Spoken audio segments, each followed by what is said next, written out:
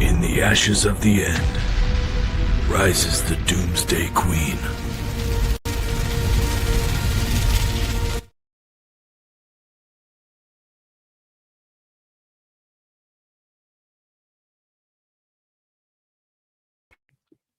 All right, we're on. Wait, why am I so small? What did I do? Maybe I like this. Maybe I don't. I'm not sure. What do we think? Hi, River. Hi, Not Too Dead. Hi, Chris Bull. You guys are on top of it tonight. Welcome in. Welcome in. We are hanging out this evening. I promised I would be coming back on. We've got a lot of things to talk about. We've got fires. We've got hunting season coming up, you know. We've got all the recipes. Could be worse, right? Silent Guard. Could be worse. Could be worse. There's a lot of moving parts. And all the videos are going to be coming up. Okay. I'm sorry that I have been taking my sweet time on putting videos forward. I'm sorry. You'll buy venison. I don't have any deer tags. I do have a bear. So do you want some bear meat? I got that. I have antelope in the freezer. Welcome in, KT. How are you guys? Okay. We did a live stream earlier today, and then tonight we are going to be talking about the fires, the glorious fires. I would not call them glorious. They are completely disruptive and horrific. And if you have been affected by the fires, my prayers are going out to you guys. Silent Guard's like, email me right now. Email me. Well, here in Utah, the hunting season's wiped here. I don't care what anyone says.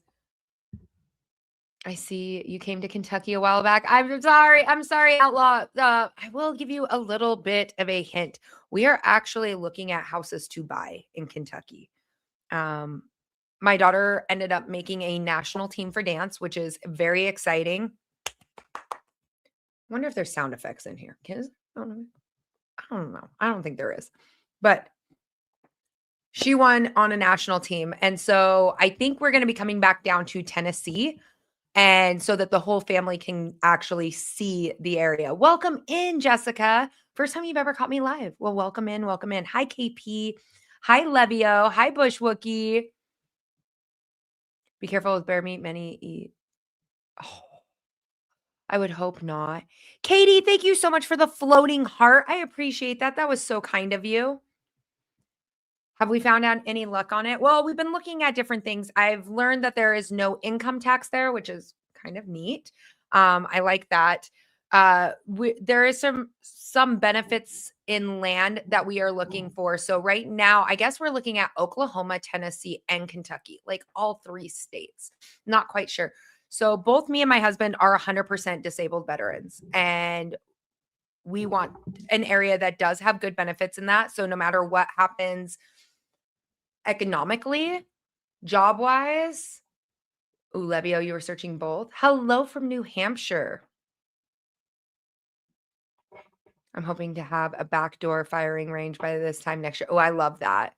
We started building a firing range on our property. We have 80 acres here in Utah. Not where this house is. This house is definitely more suburban than anything. That would make us state neighbors. Bushwookie says, I promise not to go wild. I'm a little over the desert. I'm very bummed about Utah. Like, Utah hasn't had a winter in a couple of years, and we keep getting snow later and later. Obviously, we know that there is some drastic climate issues. Anybody else in here feel the same exact way? Am I going to keep the property? I don't know. We've thought about it. My family still lives here, my uncle, my aunt, so I would probably let them just run it if they want it. My uncle loves a good antelope hunt, and he can hunt my property. Tennessee is pretty cheap for now, but everyone keeps moving here and the jobs are becoming more scarce. Yeah. Anger issues, I've noticed a lot in people. Yeah, Bobby. Eclipse and anger things. I didn't even watch the eclipse. I don't really prep for an eclipse. But I haven't really been around people to notice if there was an anger issue. Still got your 15 acres though. I love that, Chef Tech. It's the demons, bro. But we have looked at different areas that offer different tax benefits for 100% disabled veterans. Here, one of the reasons that has kept us here is because I'm 100% disabled. My kids can actually go to college here in the state of Utah for free. So we have to find something that fits that benefit a little bit better. It's like, hey, thanks for deploying at 19 and 20 and 21. Yeah, you got blown up a little bit, but at least your kids get to go to school for free. It's one of those. Next week in Louisiana, they're predicting the hottest week ever in August. Oh, I bet. I go to Louisiana in September. I should be there. Iraq. I was out of Alticatum. TQ. Yup. I work from home, so I need the internet and a Jackery. You do need a Jackery. You definitely need a Jackery. Alticatum. So like right outside of Fallujah. So TQ. Oh, what town though? Are you talking about Louisiana? Oh, we're going to Mardi Gras. It's a bachelorette party.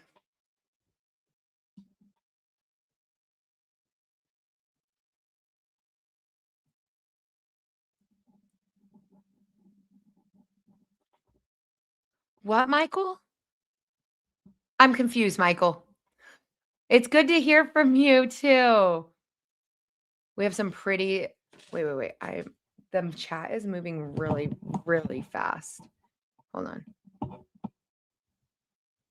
I'm going back up. Sorry. I feel like I got a little bit behind. River Runner says we have no antelope around here. Storm Radio says we have pretend thunderstorms happening in central. Baby storms trying to be big boys. Oh. Hello, Jeremy. Welcome in. Welcome in. One of your favorite prepping channels is out of Tennessee. I love that. I absolutely love that. Yeah, we were looking at just like a few areas. We want more land. And the debate is, do we invest? Now, tell me what you would do, okay? We have 80 acres. We have water rights. We can get a well, okay? But due to the war in the Middle East and the cost of everything going up, yeah. I know a few people got deployed there. Yeah. That's where my gunner was. Yeah. I was there 08, 09. So if that Silent Guard, if that explains anything about why I'm a little not well, I drove convoys. So that's what we did. So we went through Fallujah daily basis. But 08, 09 was when I was deployed. But before originally it was like $35,000 to $40,000 for a water well. Now, because of the war, it's around $50,000.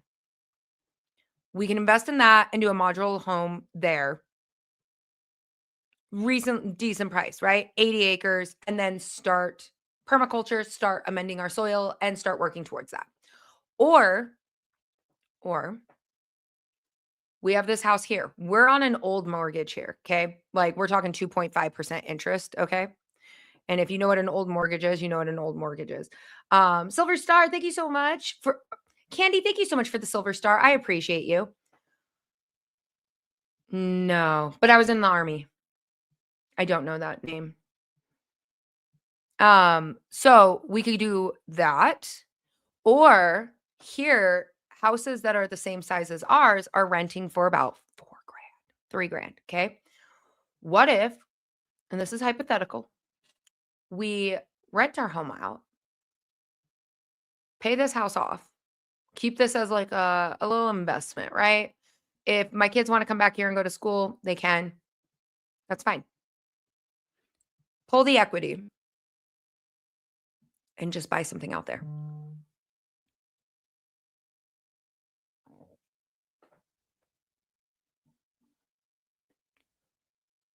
Yeah. Right? Exactly, Brooklyn. So that's where we're like, is this something we're tempted in?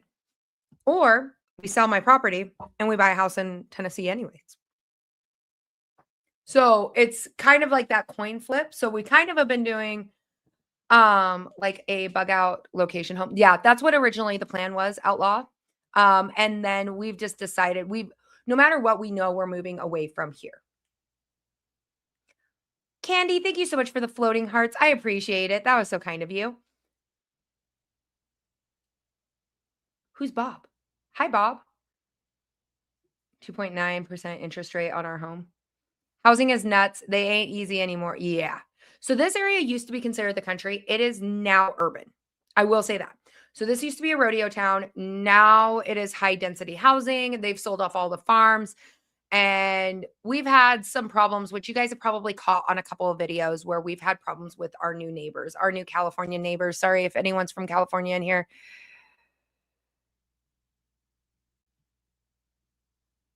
You know. Okay, sorry. I have to say it. But no, we're looking at both. We're looking at Kentucky and Tennessee very heavily.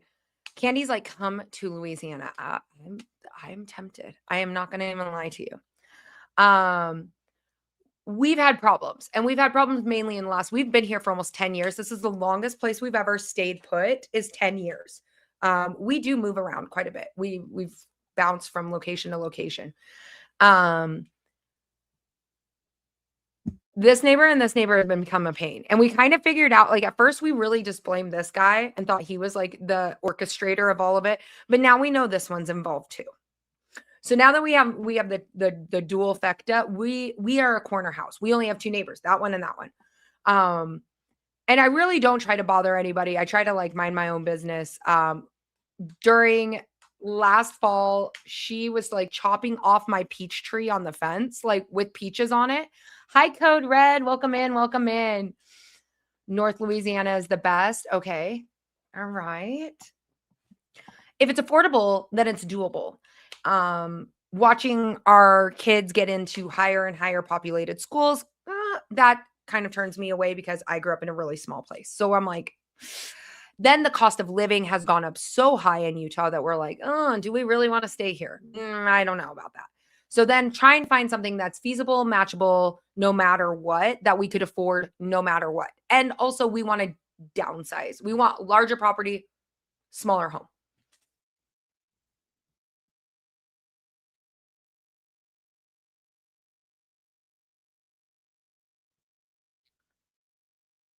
My neighbor is like 10 feet from me and I just want land. My neighbor is 10 feet away from me and no HOA. Yeah. Yeah. Yeah. We want a smaller school. We want different things. So we're looking at like retirement style. Like, what does our VA cover really well? The land, how much I can grow food wise, how easy is it? The water, if we can get a well that I don't have to dig 400 to 600 feet. Can I get a well at our property? 100%. Is that still on the table? Yes, 100%. This house is no longer on the table. This house has not been on the table for almost 2 years of where we're going to be like thinking about it. Only in certain areas, Silent Guard. I'm going to be really honest. I used to be, so in Alaska, we lived in an HOA and we never had problems. It's actually one of the oldest HOAs in the entire country. It's called Kempton Hills. I was on the board there and we didn't care if you wanted farms. We didn't care if you wanted chicken coops. We didn't care on any of that. What we did is Anchorage, Alaska actually has a lot of crime. So pretty much any entrance into the neighborhood had a camera so you could see. So theft was at an all-time low. And then we used the money to like rebuild the fences around because moose will jump a 6-foot fence, you guys. They will take your fences out. I'm going to tell you right now. You got the wind, you've got the snow, the ice, and you got the moose and the bears. They will take your fences out. So our HOA was really, really old, really, really great. Everyone had their own gardens, greenhouses. We had no problem. Chicken coops, we had no problems there. Zero problems. As long as we just paid our fee, did our thing, and just minded our business. George, thank you so much for the flower. I appreciate that. We just kind of minded our own business and things were fine. And I actually used to teach canning classes there and just really loved it. And it was a really, really sweet community that we lived in. We moved here. This HOA has been inactive for 10 years. So we were like, no problem, no big deal. Hi, Rock Hounding Huntress. Welcome in, welcome in. But then in the last like 2 years, it's gotten really rough.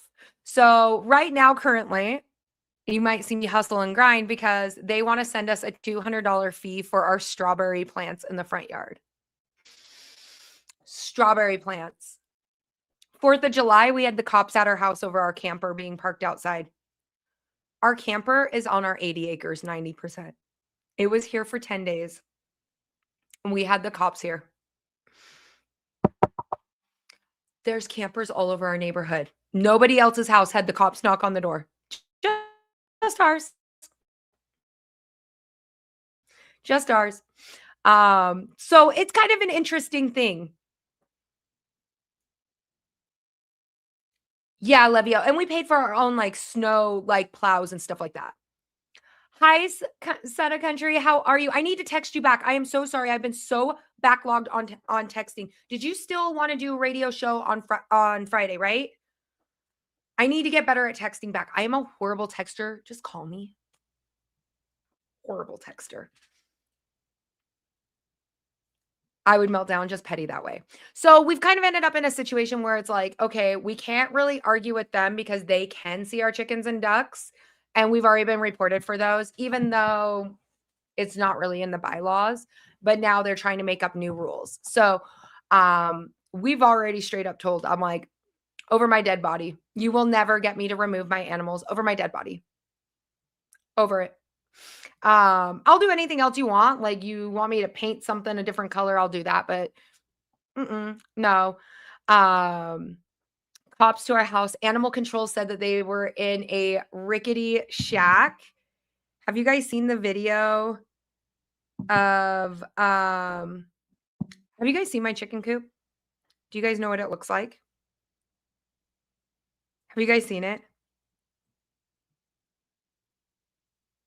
I'm trying to see if I can find a photo of it really fast. Actually, I think I can find a TikTok of it, actually.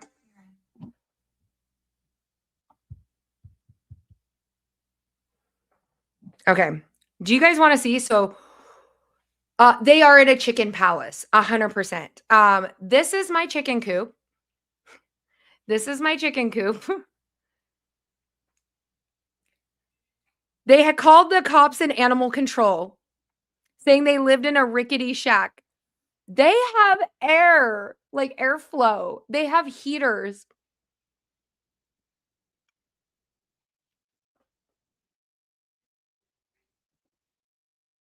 I'm going to let that sink in there. Oh, that's wonderful. An MP in Germany. Well, thank you for her service. Good evening, Bear Truth. Welcome in. Welcome in. Outlaw, let that sit in for a moment. Candy, thank you so much for the sparkles. They have rainwater collection. My chickens have rainwater collection. What are you talking about? A rundown shack. How many likes are we up to in here, you guys? How many thumbs up are we at?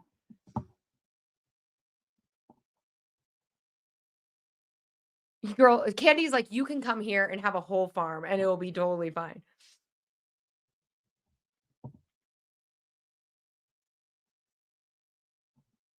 I'm sorry, Chef Tech. I don't know what this app chooses. I run off of not YouTube. I run off of this. I'm so sorry. Constant ads. I'm so sorry. Maybe I'll try to switch it to a different ad. 46. Oh, well, that won't do. We got to go. I'm sorry, guys. You guys know the drill. Everybody knows the drill in here. I won't start talking till we hit at least probably 60. Let's go.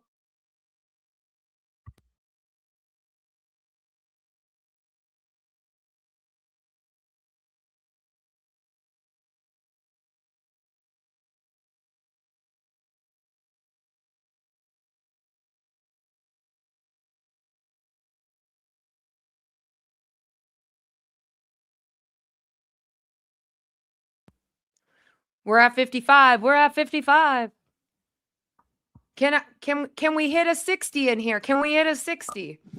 Hello, Apothecary. Welcome in. Welcome in. All right. We're back. Okay, sorry. Sometimes I got to put us in a timeout, you know? I need those thumbs up. We desperate in here. We're desperate. I'm just kidding. I'm joking. It just pushes us out. Anyways, yes. So that was the chicken coop that they said my chickens, animal control showed up, said my chickens were living in squabble, that they were living in unhumane conditions. That's what animal control said. Unhumane conditions, squabble, unsanitary, all this. They have a pond. I'm like, what do you mean? I mean, look at her. This is one of the first projects. This kid is a carpenter. He does an amazing job. I wanted a metal roofing. I wanted to be able to collect rainwater off of it for the ducks and the chickens. Their food is stored undercover. They have an entire huge run that is literally, it's 6 feet wide by 19 feet long. You should have seen animal control when they came over. Poor guys, like deer in the headlights. They're like this. Is there a chance we can see your conditions? And I was like, yeah, come on in the backyard.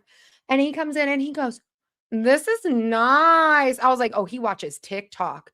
And he like opened it up and he was like, you have ventilation and windows and fans. Can't afford a home, get a chicken coop? 100%.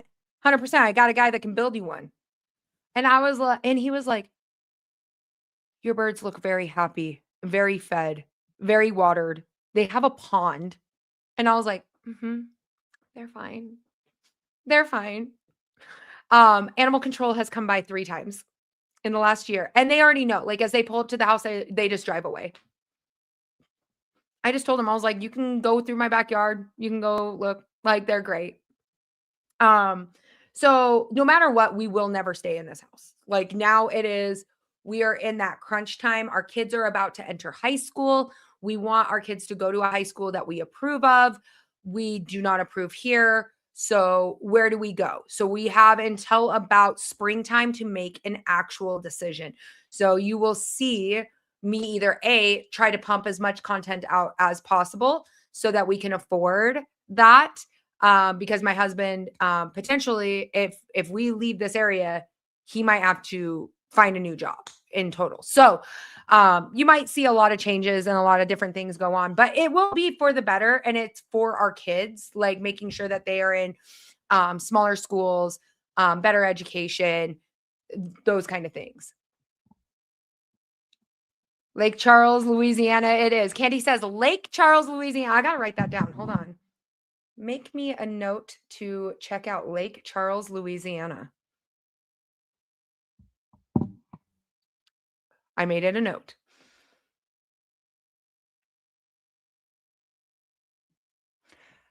Tennessee does have better schools than Kentucky. Okay. Idaho City Prepper says Idaho. We've looked at Idaho, but Idaho's gotten infested too with California. I have a lot of friends that live in Idaho that moved from Oregon to Idaho, and now they're like, I think I want to move further away. So it's one of those like the coin toss. Outlaw says, I agree. Tennessee does have better schools than Kentucky.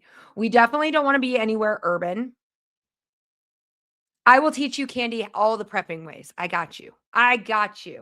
Who in here has been following the new short series that I am doing where we're living? Hi, Bear Truth. Welcome in. Arkansas. Oh, I've never been to Arkansas. You're going to have to tell me a little bit more about Arkansas. That's one state I've never been to.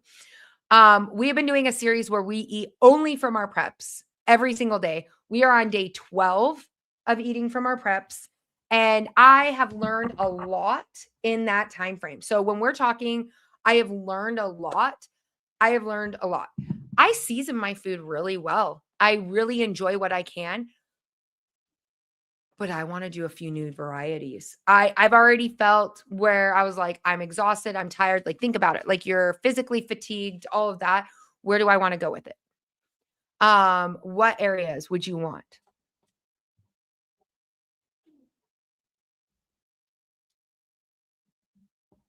And lots of yummy seafood. The Ozarks, okay. 40 minutes from the goal. There's some areas that I want to. Hi, Ham Radio. Welcome in. Welcome in. There's areas that I really want to improve that I've already figured out in week 1, right? Because you'll see like these series that come out and people are like, this is what it would be like. And it's a lot of AI generated. You know, we talk about that. That AI generated comes in. We are actually living off of what's on our shelves, what's in our pantry. He does construction, Outlaw. He's still in the service. He gets out in October. So he's done 21 years. I would choose ARC over or Missouri before hurricane region of Louisiana. Okay.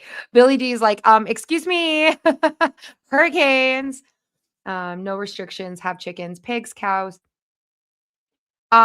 Brooklyn, that is like an ongoing joke with our family and our friends. So if you knew me in real life, some people flex jewelry, some people flex clothing or cars, or you know what I mean? My husband literally he makes the joke. He's like, she's the Beth Dutton. If I find land, I buy land. There you can't always be happy in life, but you can sure as heck buy dirt. And that does make me a little happy on the inside. Candy's like, I can get hubby a great job. I am down.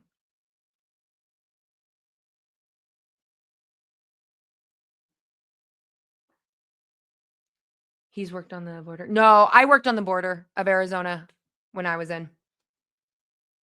When do I think World War III will start? I already think World War III has started. I think we're in a silent war and a silent recession.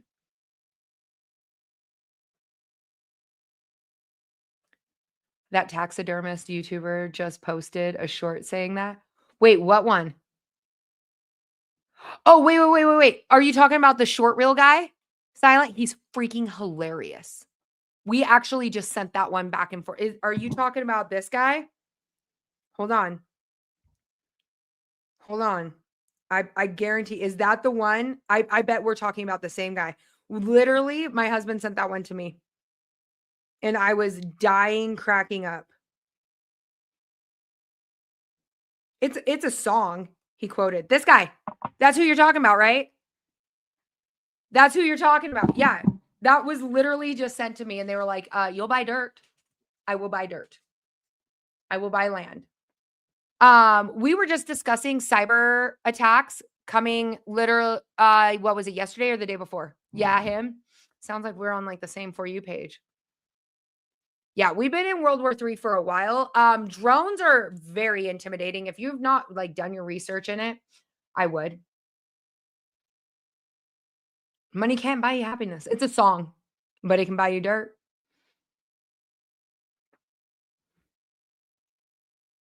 I don't know what's going on with this stream. Hold on. I might have to fix this. Give me 1 second. What is happening here?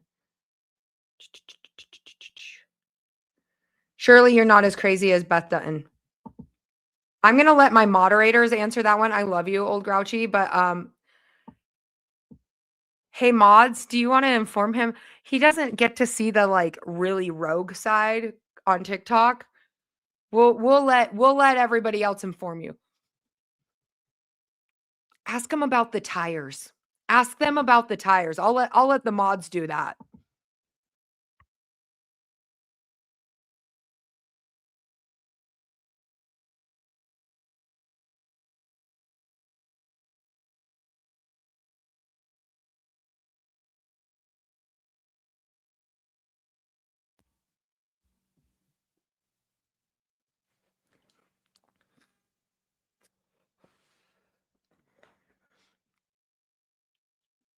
I'm waiting for the mods. I haven't seen them yet.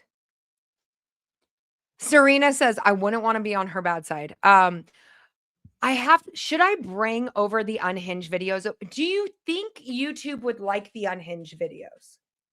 That's the question of the century. Do you think YouTube, would you guys like the unhinged videos?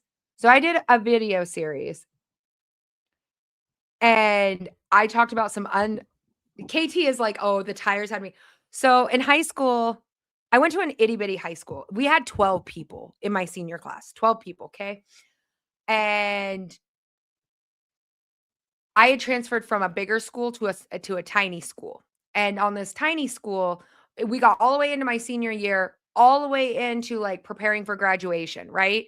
Like we're right in like January. We've ordered our caps and gowns. We're all getting ready to walk, blah, blah, blah. My principal informs me because there was like some petty war between her and my mom that she was not going to let me walk for graduation because I transferred from a semester school to a quarter school, which a semester is equal to 2 quarters, that I was missing like 0.15 of a credit. And she was like, oh, she's not going to walk. So I decided I was going to seek vengeance. And when she was in a faculty meeting, I created a pulley system on top of the school. I jacked up her rig, her SUV, and I stole all of her tires. And then I sat on top of the school and watched her crash out for a while. My mom's told that story before my mom passed away. When she was in my content, she actually used to talk about it. And she was like, Crystal's a little diabolical. She's got a little anger issues going on. The Ukraine trench war. Yeah, very intense. The drones are insane. Definitely war is changing.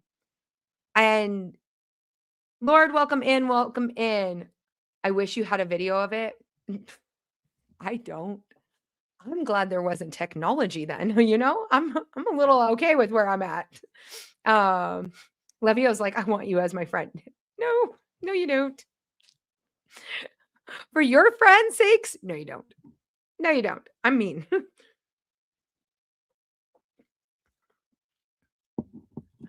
I've stolen tires. Tires are like my thing. Like when SHTF happens, I'm probably jacking tires. I'm probably disabling more vehicles than anything by taking tires. I'm like a one-stop pit crew for NASCAR. I am quick. So, you know, just think about that. During SHTF, if you go outside and all the tires are missing off your rigs, you know it was me nearby. Hi, Amber. How's the canning going? You're like, I'm probably going to pass out. You've been canning all day. Why? Tires? Because I don't know. Because it was the quickest thing I was good at.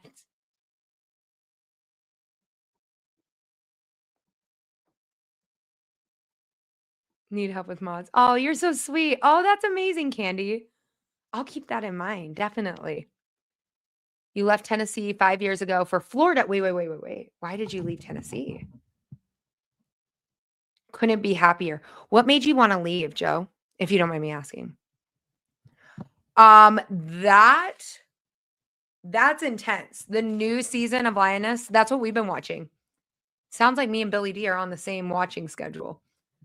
No tires, they can't follow you. Exactly. You got 17 jars done. Kitchen is clean.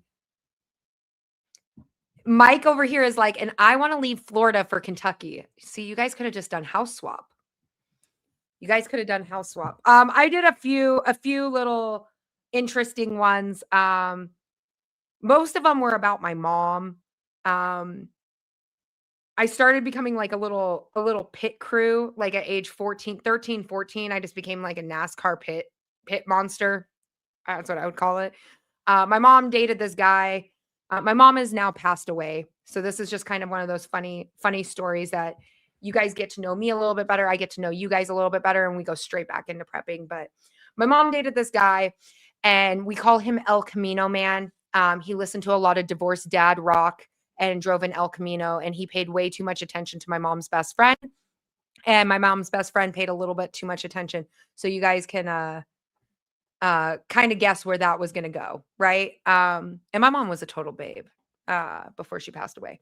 So I used to babysit my mom's best friend's kids, and I was pretty young, and I decided I was going to open up our old little Honda car, and I got the jack out. I got everything. Yeah, you guys are kind of getting where it's going. So I walked up the road, a couple blocks, and I went to her best friend's house because we lived in the same little neighborhood area, the ghetto. And I noticed El Camino Man's car was there, and I had a key to the apartment. And so I went in and I found El Camino Man's pants on the ground. So then I went back outside and I decided to jack up his El Camino and take all of the tires and roll them down the hill. And wherever they laid. And I kind of like to watch people crash out a little bit. It's kind of fun. It's like one of those things I like to do to get under people's skin. So during SHTF, just know I will be up to some antics in there. Okay. I kind of like to mess with people a little bit. South Florida is way easier. Lots of Southern transplants here. Okay. Mike's like, that's too sweet. Yeah. So El Camino Man learned his lesson, and then I decided to barbecue all of his belongings in the front yard before my mom got home. Web fiber optic cables because of drones? No, I have not, Chris Bulldog. I have not seen those. I have been watching, though, the Lioness on the drone attacks and in Ukraine, and that is intense. And think about, like, that is where war is. I can understand why they're actually trying to push to get rid of airborne. At first, I did not understand it because I was like, why is there such a push on, like, not having airborne anymore? My husband's airborne. You're a redhead, expect nothing less. Love them, but they're crazy. Drops like, love me a redhead, but they're nuts. They're insane. We're a little up there. So it's always good. Lioness is it on Paramount Plus? Is Lioness on Paramount Plus? I feel like we need drone detectors. Here's the thing. We just started getting into drones ourselves here.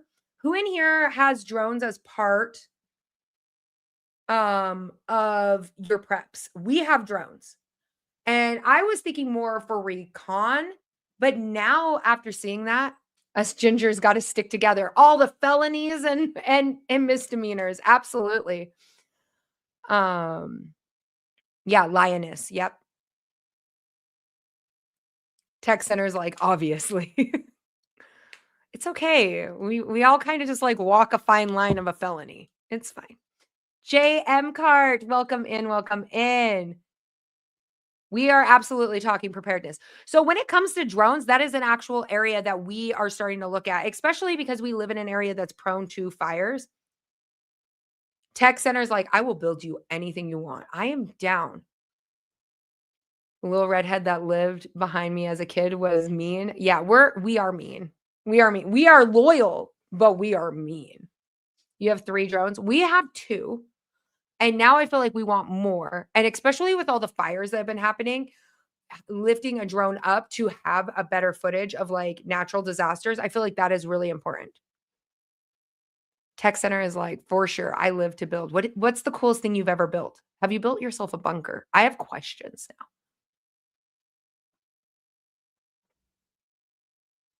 I'm always curious on that. I'm not saying to make explosives, but you should consider building them and carrying heavy objects. True. Oh, he's like, and I do comms too. I love that. I love that. I am like the most anti-comms person out there. I'm going to let Storm Radios reinvent my love for comms, but I am still tech. Come build us a bunker at Lake Charles. No, I didn't. I'm going for Outlaw. I'm so sorry. I didn't mean to. Let's find out. Shotguns is what drones are used for. Yes, but have you seen Lioness? Like the swarms of drones? Who in here has seen it? And I like saw it and I was like, what? Like that was my worst tech nightmare.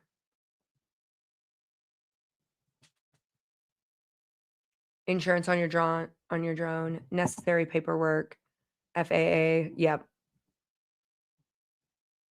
It it unleashed a whole new area that I want to prep for. Like, I'm always prepping for EMPs. Who in here is always like, what if an EMP happens? I feel like all of you guys are above baby level preppers. Who in here is like, yeah, I want to prep for EMPs? I'm thinking about making an EMP. You know what? You guys make sure that the thumbs are up and drop a bunch of emotes in the chat because I feel like I might get banned.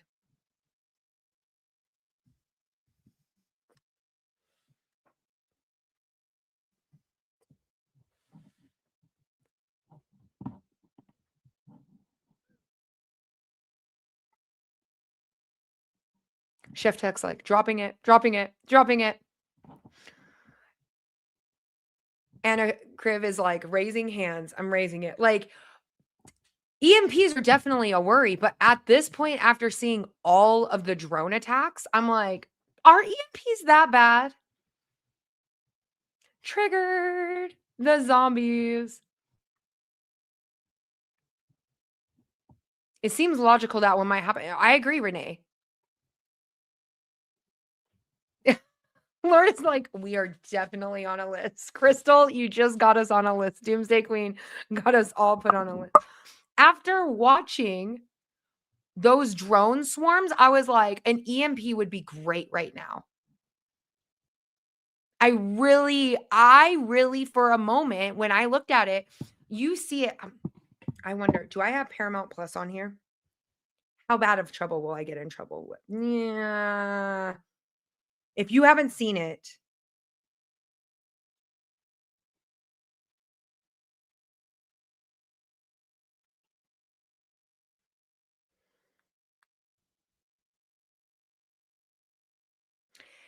people are doing like Reddit posts saying it's completely unrealistic drone attacks, but I do have friends that do work with drones and they said that seemed really intense. Okay, I'm gonna see if I can find an image of it so you guys can see it.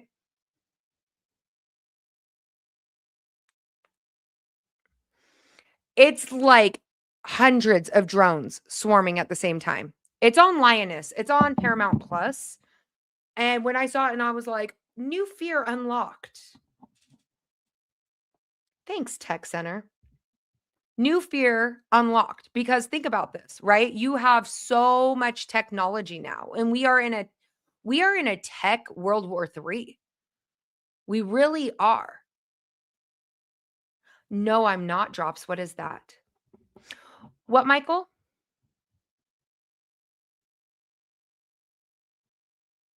Like Ocean's 12, like a van size EMP? Like maybe, Chef. Like I'm just saying for my own personal property, my own preference.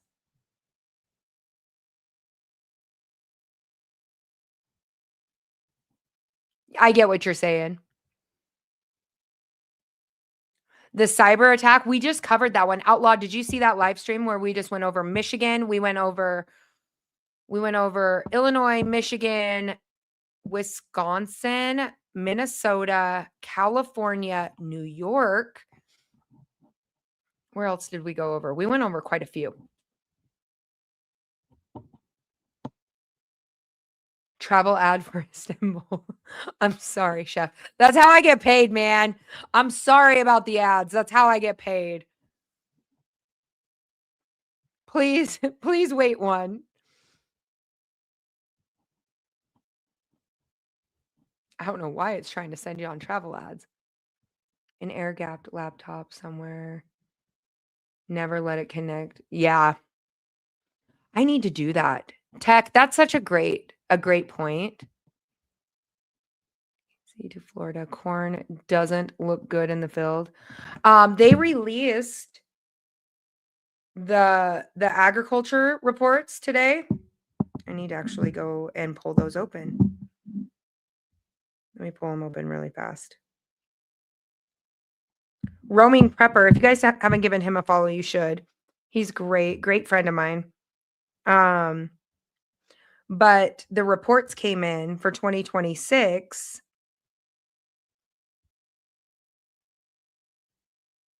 talking about the crops. I haven't really gone into depth over it. I probably will be going through line by line, comparing for each year.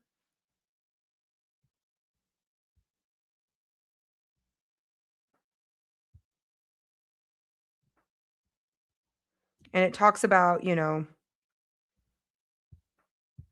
why is it saying third-party resource?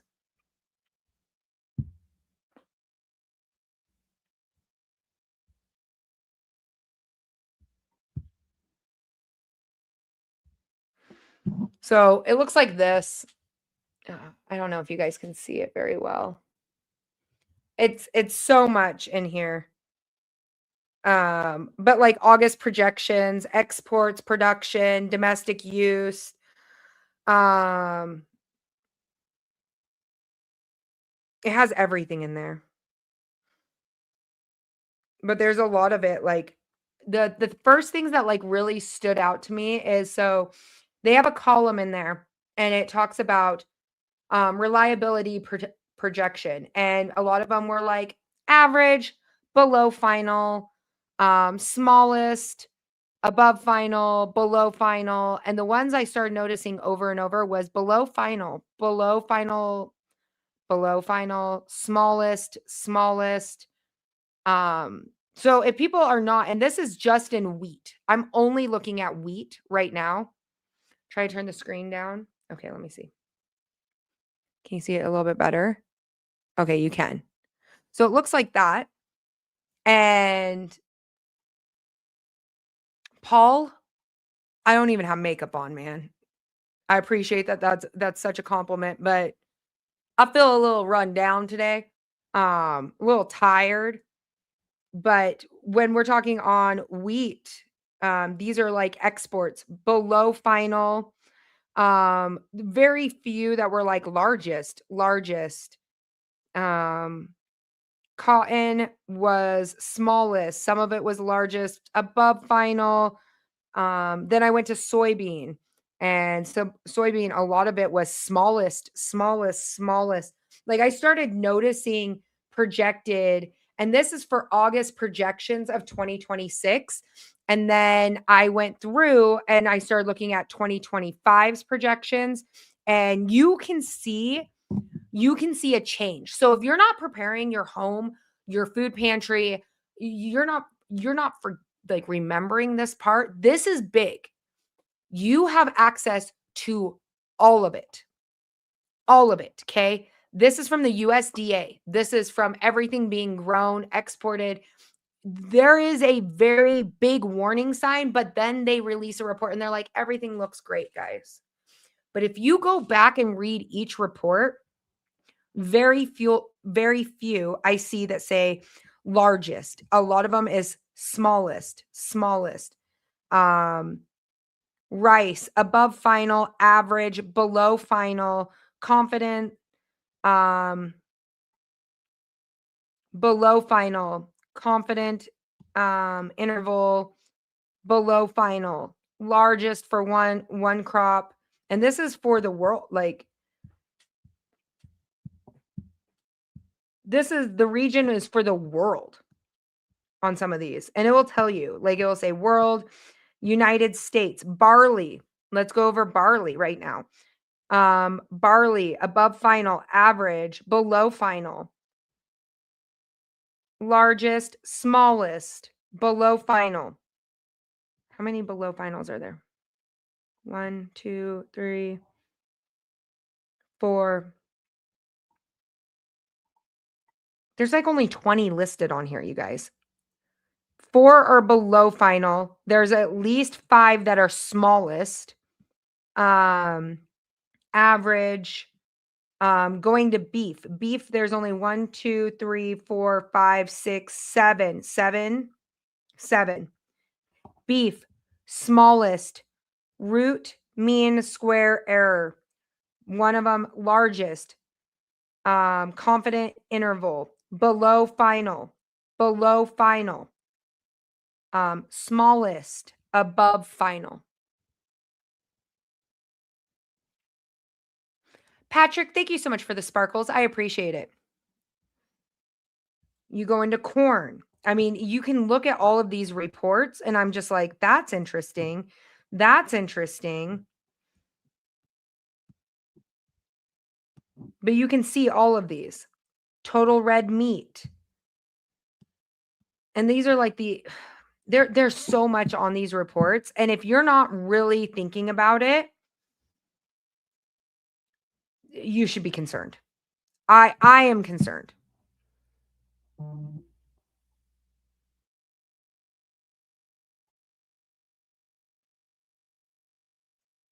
Historical data. Let's see.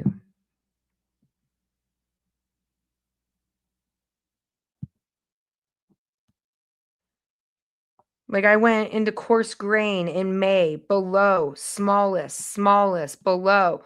Like there is obviously something going on that we should be concerned about.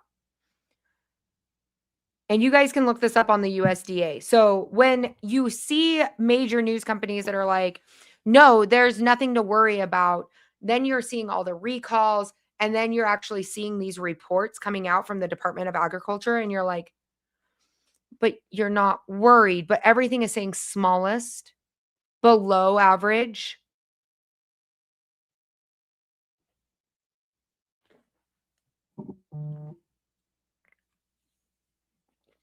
Mike's like, I had to take a break. I'm out of the loop. Hello? 1 second.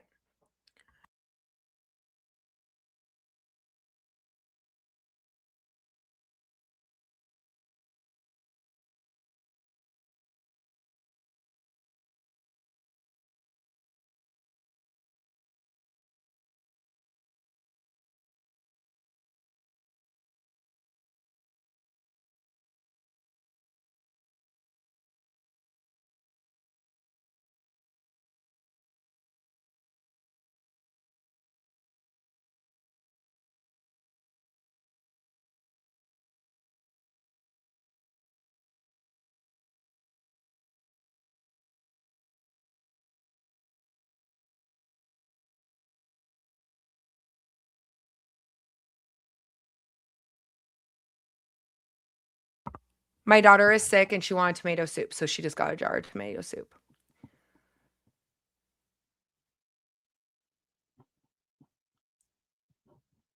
Always, lost, never. Been going on since COVID, just ramping up now. Yeah. So that is one area. So what the project we've been working on is we are eating from our pantry because I need to make some room on these shelves. I really, truly do. And if all else fails, if we do officially decide we are going to move, we are going to eat everything. Everything. But the things that I noticed that I was missing a little bit of variety in, I think more convenient, more meals to eat. Vanessa Kitty, welcome in, welcome in.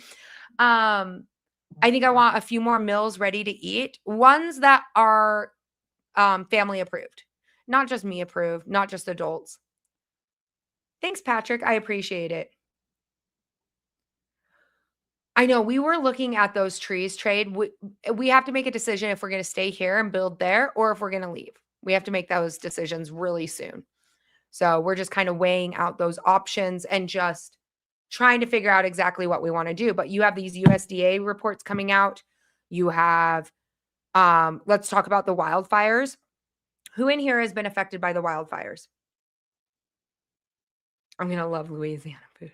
Candy's like, I am going to have you as my neighbor no matter what. And I love it.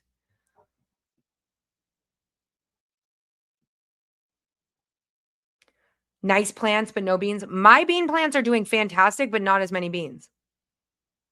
Not yet. Tex says I'm in the Pacific Northwest. We've had friends evacuate in Spokane. We've actually had one friend lose their house. You have the fires there. Here, where if you guys have seen any of my old hunting content, one of the hunting camps we go to, that one is completely evacuated right now. The area we hunt is completely gone. Like it's all under fire. The whole country is invested by smoke. So down below, I do have listed the masks and the filters. I do recommend these.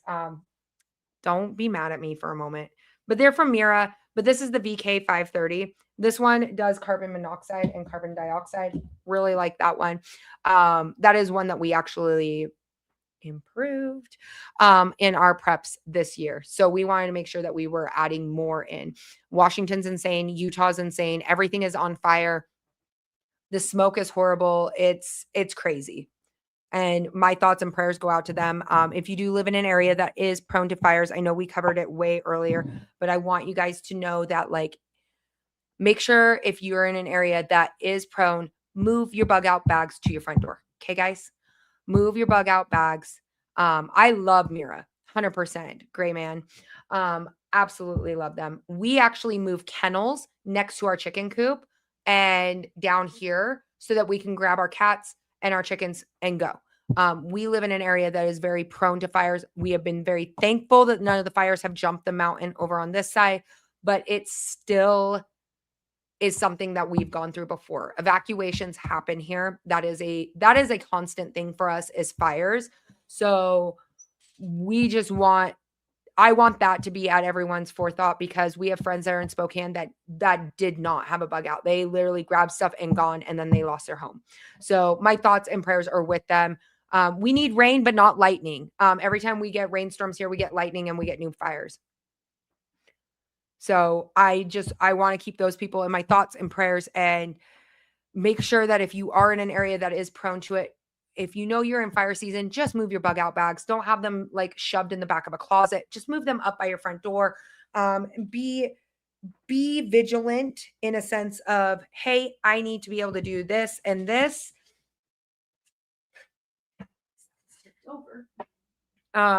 And realize that not everybody is invincible in this. Fires move very fast. You have seconds. You do not have hours. You do not have minutes. You have seconds. They will move very, very, very quickly. So I just want you guys to really think about that.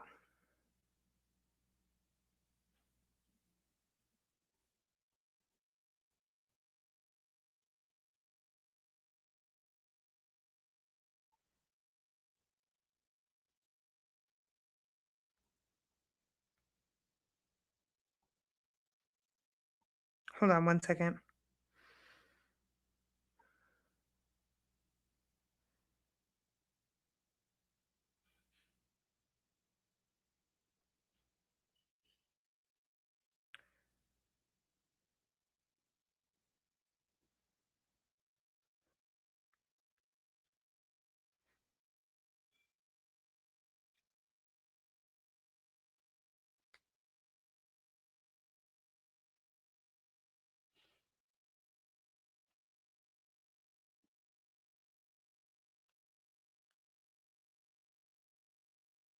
Okay. I had to double check on that message. One of my friend's kids asked how many get home bags hanging in the back of my Jeep. I love that, Robert Mann. First ever crawdad boil in Shreveport. Ooh. Yeah, I'm going to, well, this is going to be like a fun little tidbit of information. I'm going to Louisiana, Candy, with my ex-husband's newest ex-wife for her bachelorette party. Let that sit in for a moment. I'll let that simmer for a minute. Has anyone chart how many fires are going out there right now uncontrollable? Mike, I did originally, back when the Cottonwood fire was going on in Utah, I had every single fire charted. Now I am behind. Connie goes, wait, hold on. Wait, what? Wow. That sounds like a spy. You guys really don't know me that well yet. With your current husband?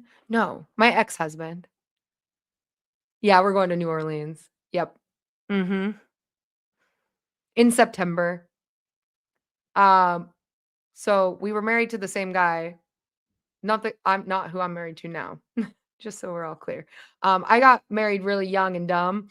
No, it's not a trap. I actually testified in court for her. We're actually really good friends. It's not weird. Okay. Everyone's like, weird. Wait, hold on. Um, he is convicted of DV. He is a really bad guy. A really, really bad guy. I left him and he got with her. And I had to be patient for her to reach out to me because the moment he started doing what he did to me, to her, she needed to have an ally. And so when she was finally ready to leave, I actually helped get her out. She needed a safe place to go and needed to know that there's people in her corner. So I know a lot of you guys like to make like the funny jokes of like, oh, you look kind of like Drew Barrymore, or the way that you like smirk or I smile. So it's right here. You can see there's like a scar here. He ripped off half my lip and then fractured this part of my jawbone, my cheekbone right here. Um, the fact that you two can be totally civilized. Oh yeah, we're totally good. We're like really good friends. So I get to be part of her wedding party and she gets her happily ever after. And I could not be happier for her. I got my happily ever after and she's going to get her happily ever after. So that's, you know what I mean?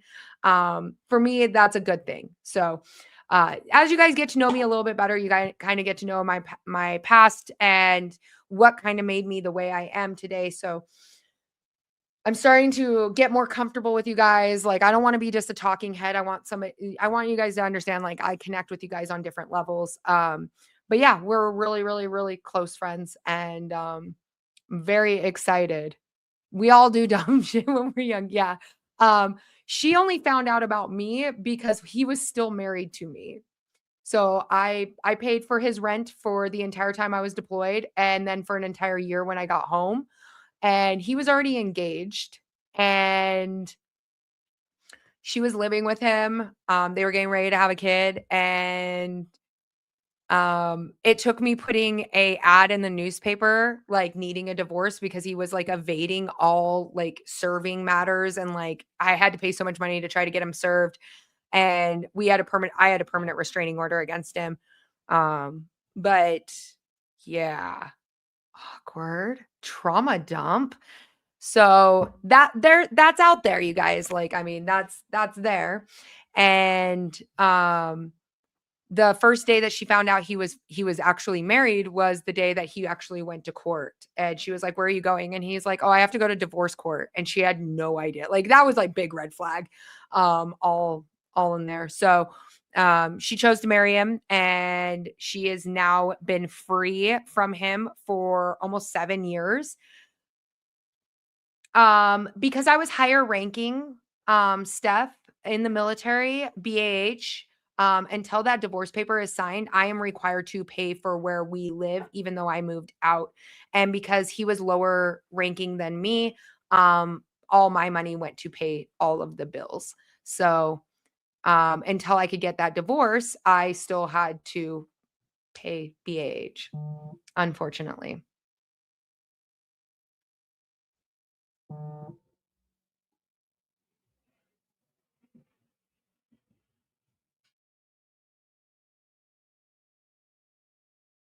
I've been watching you from here, from another channel, which we have an email exchange on.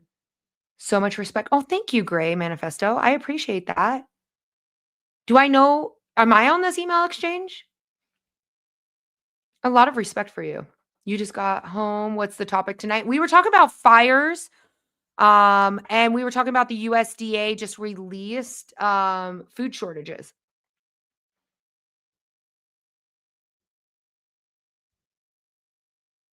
Yeah, so there's a little bit. She actually was in my chat earlier on TikTok and people were like, "Wait, what?" And I was like, "Yeah, so this is my ex-husband's newest ex-wife, and like we're going to go to Louisiana and party it up. It's going to be great." But we are just congratulations, Vanessa. But I am not getting a divorce. I'm fine, okay? Just so that's from like 17 years ago. The AI egg, yes, you changed your name on here. I love it. I actually have that emote. I do. The AI egg with the or the Jase hat, and I love it. Thank you for making me that, Gray. Black-tailed deer here running through the river where oh, that's amazing for you. Haunted me. My ex haunted me for 6 months until July 9th. Well, I'm glad you're here, tech center. I have a permanent restraining order. The court case, I mean, it's out there. Like, if people dig enough, you'll end up finding the cases. He tried to kill me. I guess that's like the best way I could put it. He tried to kill me, and I left, and I called it what it was, and just left. And then that's one of the reasons why I go by an alias on the internet. I'm not scared of him anymore. I've taken a lot of self-defense. That's one of the reasons why I'm a big advocate on Second Amendment. That's one of the reasons why I encourage people to train, train, train. I weigh 130 pounds. I'm 5'1". This person is like 6'4". They tower over me. So I think that is something that people should be aware of, especially when it comes to preparations, Doomsday, SHTF. Understand like our physical size, our physical ability, our body style, our body shape, um, our physical health. Those are all very, very intense. Yeah, Utah fires are crazy here. Yes, they are. Are you from Utah too? So I think that's one area that everybody can improve on. Like, I feel like no matter what, no matter how much you train, um, there's just areas that you may not be prepared for. You might not. Is he not in jail? No. No. He comes from money. I'll just say that. He came from a lot of money. So, no, he didn't go to prison. No. No. Look at it this way, Queen. After SHTF, your restraining order. That's true. That's true. I'm not going to agree with that because that probably makes me look like a monster, but I'm okay with that. That's true.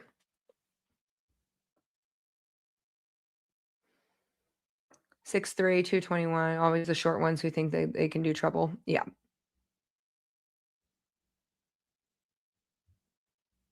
But I always have an equalizer on me. That is true. What Code Red just said, that's 100% true. Oh, tech. It sounds like we bonded on there. He is a diagnosed narcissist with what is it?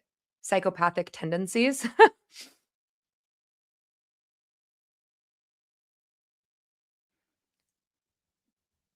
Trying to give California a run for its money. Hard to get people in prison, much less keep them there. Oh, yeah. Lord Among Us. Yeah. All right, Serena. But yeah, that makes sense. And I feel like everybody has their trials and tribulations. So that's one of the reasons why I will always encourage Second Amendment. I am definitely an avid gun holder. Um, uh, you can't even make me pick what my favorite is. And why I encourage people should train, go always to the shooting range. Always prep in self-defense, especially if you're smaller. Like, this is like an area that I feel like sometimes can be considered fear mongering, but it shouldn't. At the time, like, I mean, I was 5'1" and like 98 pounds. Um, we have to understand our size, we have to understand our body, and we have to understand our body capabilities. And I encourage all women to take self-defense classes. I encourage men to take self-defense classes. There is just so much out there to learn and build new skills, because if you are truly preparing for SHT, shit hitting the fan, how about that? Shit hitting the fan. You are going to be met with challenges, whether that is a neighbor that wants something you have, or if it's a group. Like, I know that we don't really go into the doomsday conversation of like martyrs and rioters and so on and so forth, but I am very open to talking about that, because we have to understand how things happen. We've seen it. We've seen it throughout historical times. We've seen it during Hurricane Katrina, groups banding together to attack to get one set of resources. We've seen people snap under pressure just from basic things such as job loss. I mean, we've seen people have psychological snaps and school shootings. People will always have a tendency to be predators, and we will always look for what we see as the weakest link. I used to teach women to use purses as defense.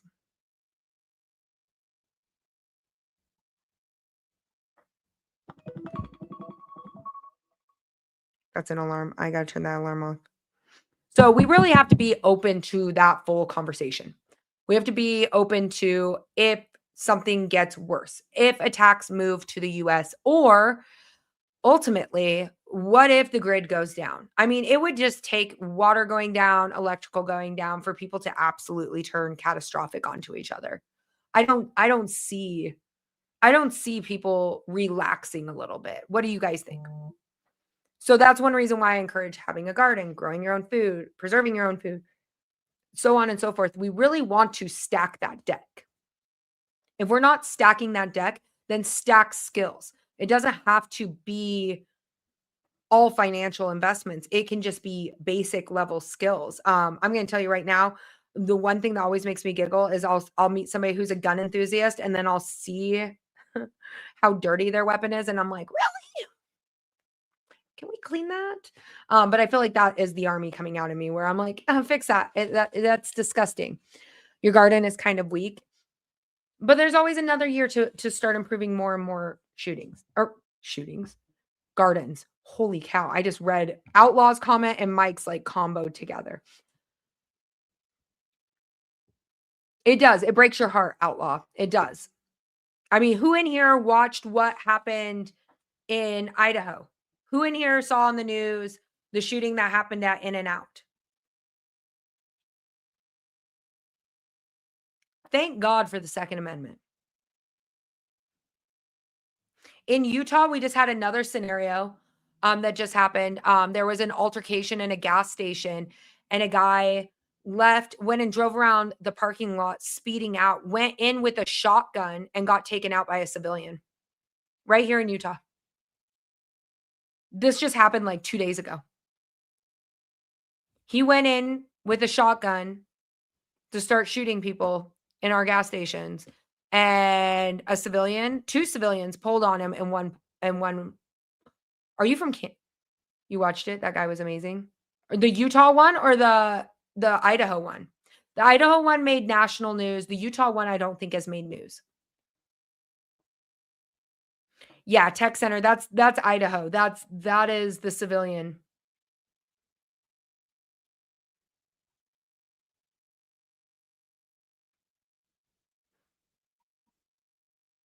I open carry and I conceal carry. I do both. You saw the Utah one, Cheryl? Oh my gosh. That one actually like ticks me off so bad. Can you imagine if we didn't have the Second Amendment? I don't even want to think of that. What are your plans for everyone? What are your plans for when everyone runs out of ammo after civilization goes poof? Firearms, ammo production. I have a couple bows, and I'm trying to actually get better at it. You're training in melee. Oh, I like that. I've just started retraining in archery again. We have like 4 bows. The gas station one didn't make the news because it was completely shut down with no real casualties.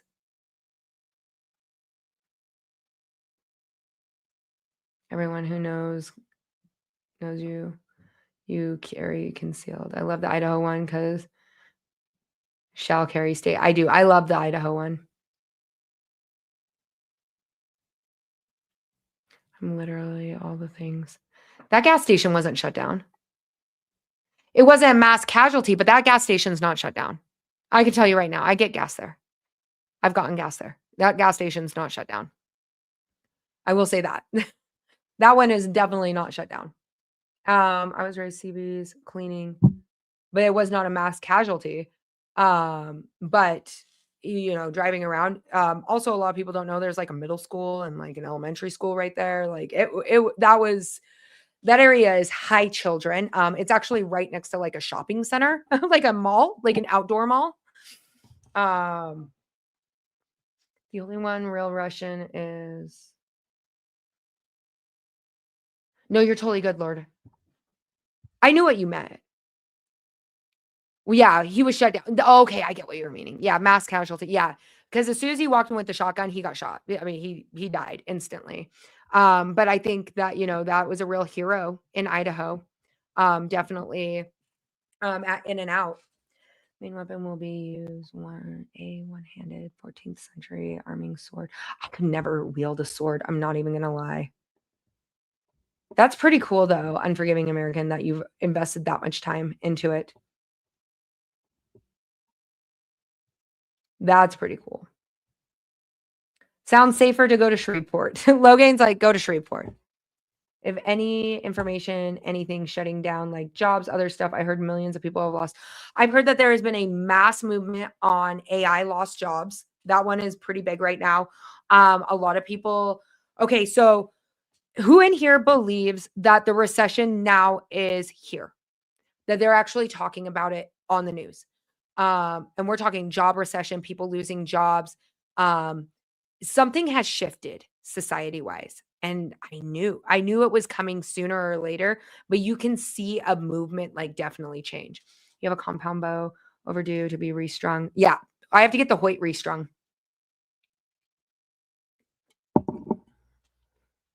Shreveport is a nice area. I feel like a lot of things have just shifted recently.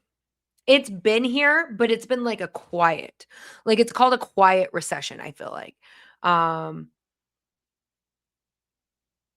Data center jobs are paying great. I don't want to work for a data center. It'll be worse in October, you believe? Yeah. Recession has been here, but it's been like a quiet recession, right? It's been the groceries and the gas and then the jobs, but I feel like now it's starting to rear its ugly head because we've been in one for a while. We can all agree on that, right? And now that it's starting to, you can only go for so long before something breaks, right? And now we're starting to see it get louder and louder and louder. I mean, for crying out loud, you cannot say that we're not in turbulent times when there is literally like homeless camp cities everywhere. Like, I went to San Francisco this year and I was like, not going back there. Been there, done that, got the t-shirt. And already, and yeah, I feel like it's been a silent recession and a very technology driven World War III. Yeah. So that's one of the reasons why I'm doing this challenge. Who in here has watched the challenge videos that I've been posting on short form where it's like eating from a pantry? You guys have all seen those. I'm hoping that that gives some hope or light or relatability of, hey, we're here, but we got to do this one. I watched The World Leave Behind after you mentioned it. I had already seen the movie and totally agree. Yeah. I'm sorry. After Israel dropped the flyers, I had questions on Leave the World Behind because you know that they dropped same flyers before they bombed.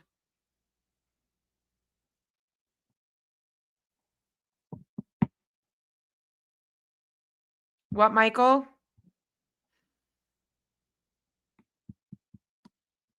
Michael, do you not like the way I talk? I looked back at the same grocery bill 4 years ago. Amount doubled in food. Exactly. Or are you agreeing, Michael? You're good. I have documented grocery shopping for the last like 6 years on the internet. And I can tell you right now, this $50 challenge, it is doable. The only thing I need is heavy whipping cream. We have plenty of milk, which I got in July. But I'm probably going to need to restock on some cheese. I'm not going to lie. I probably need a lot more sugar because I have a lot of canning. Random question. If people are storing water in 7-gallon jugs in the basement treated with, wait, where did that comment go? Treated with, how often should you rotate it? And they're out of sunlight. I rotate mine every year or every year and a half. So I use the same 7-gallon jugs down here for when I start my indoor garden, and then I just refill them up.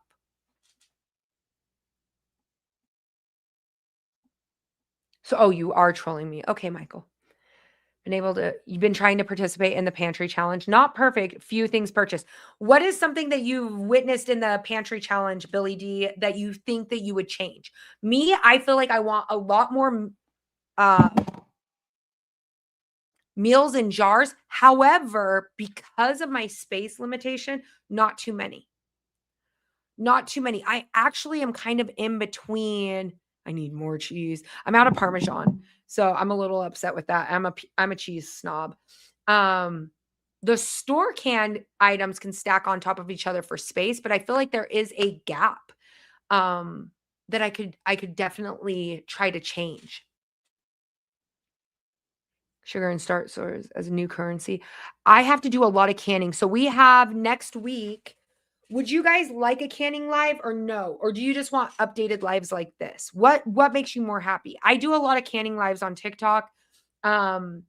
We have,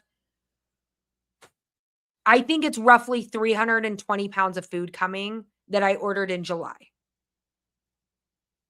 Good night, Logan. I hope you have a wonderful night. So as we're eating through this challenge, I'm trying to make sure that I have enough jars available because we have a lot more canning to do. You need more canned fruit, meals in jars. Both is fine. Okay, so everybody is okay if I do both. I'm trying to change my content to something different than every other prepper. I feel like every prepper on here, everybody kind of looks the same, or we kind of all do the same, or we talk the same subjects. And that's no shade or flock or anything towards anyone. I think everyone's great in their own individual way. But I want something that is more integrated. I want you guys to see things. I want you guys, whether it's a live stream, a video, or a short, I want you to experience it both ways. So if I'm in the garden, we're in the garden.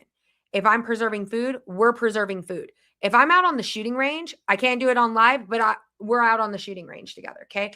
When I go on this bear hunt, you guys are going on the bear hunt.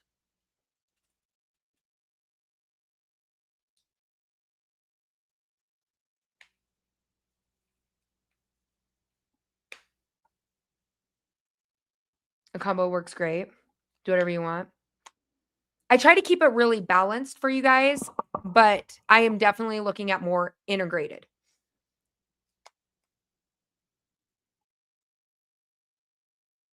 We're so not dead. Okay, not dead. They're shelves. They're actually under my feet right now. War updates, economy, life, canning, other prepping tips. Okay, I can stay to those two. We got the stud finder here. Where's the level? All the shelves are right here. They're all right here for you guys. We're building the office. Ooh, why is that so bad? Oh my gosh.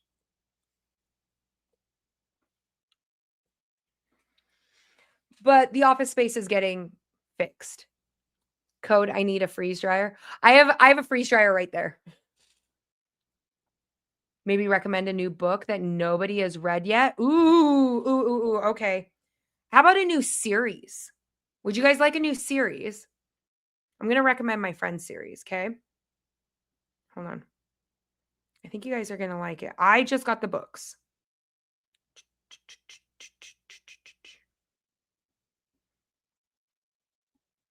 Okay, so what you're going to want to do is you want to look up John Michael Lane, okay? And he has 3 post-apocalyptic books. I will be dropping his interview that I did in Kentucky on here. So maybe I'll drop that tonight so you guys can know. His is based off of I'm trying to remember. I believe it's like Yellowstone goes off.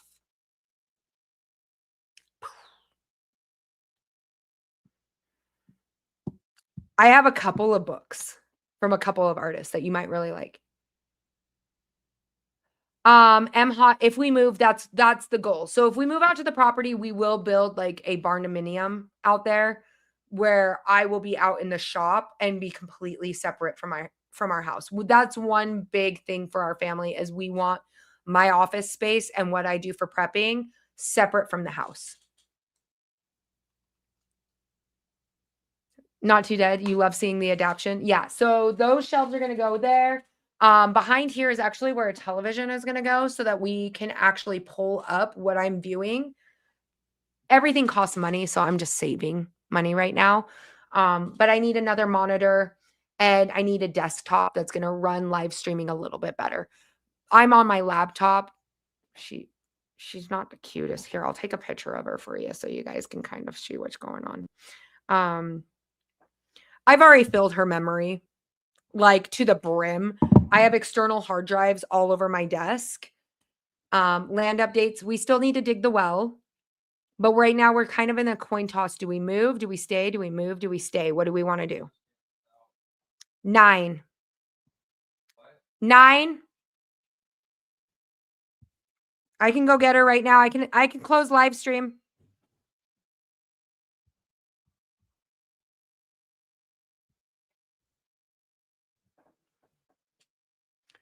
Yeah, it costs money. The economy's not good. So doing one thing at a time. I'll get her. You'll get her? Are you sure you don't want me to end the live stream? I can do it right now.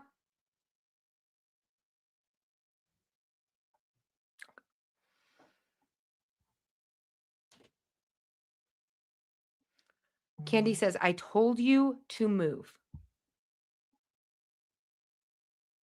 Freeze drying is a lot of fun. It is very loud in here. I need my freeze dryer actually moved out of this room.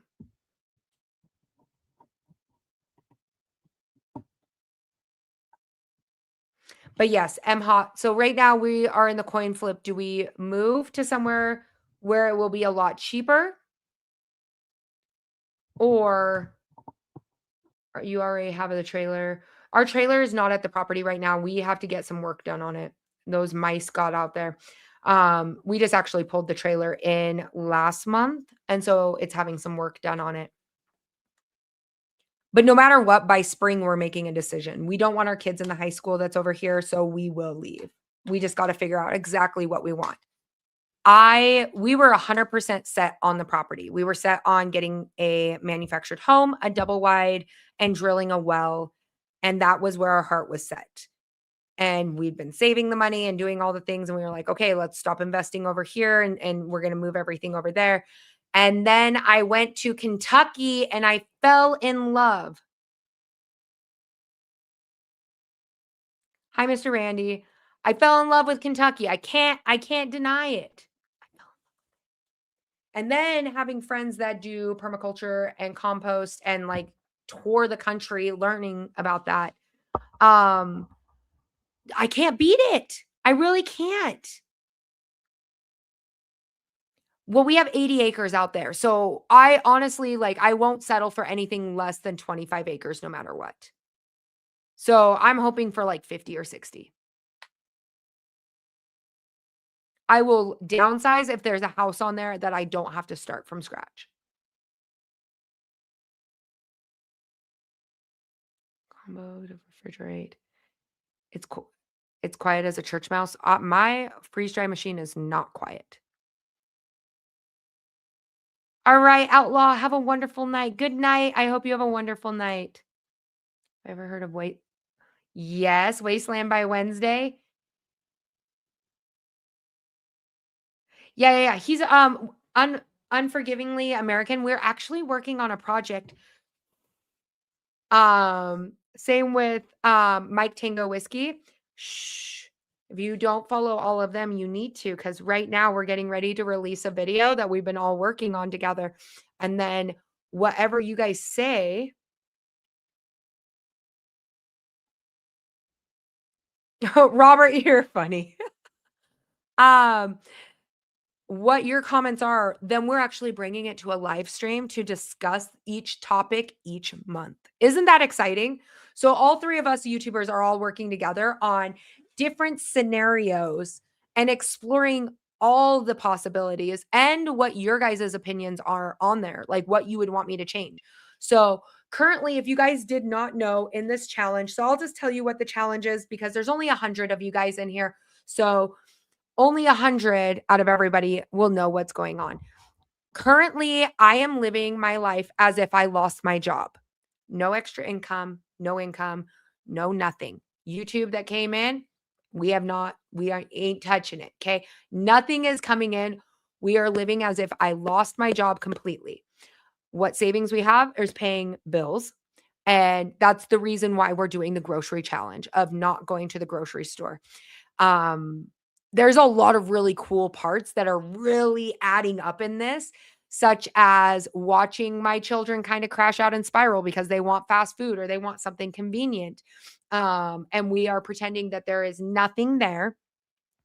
And so are other Wasted and Mike Tango Whiskey. A lot of us are pretending like, how do we go if we lost our jobs?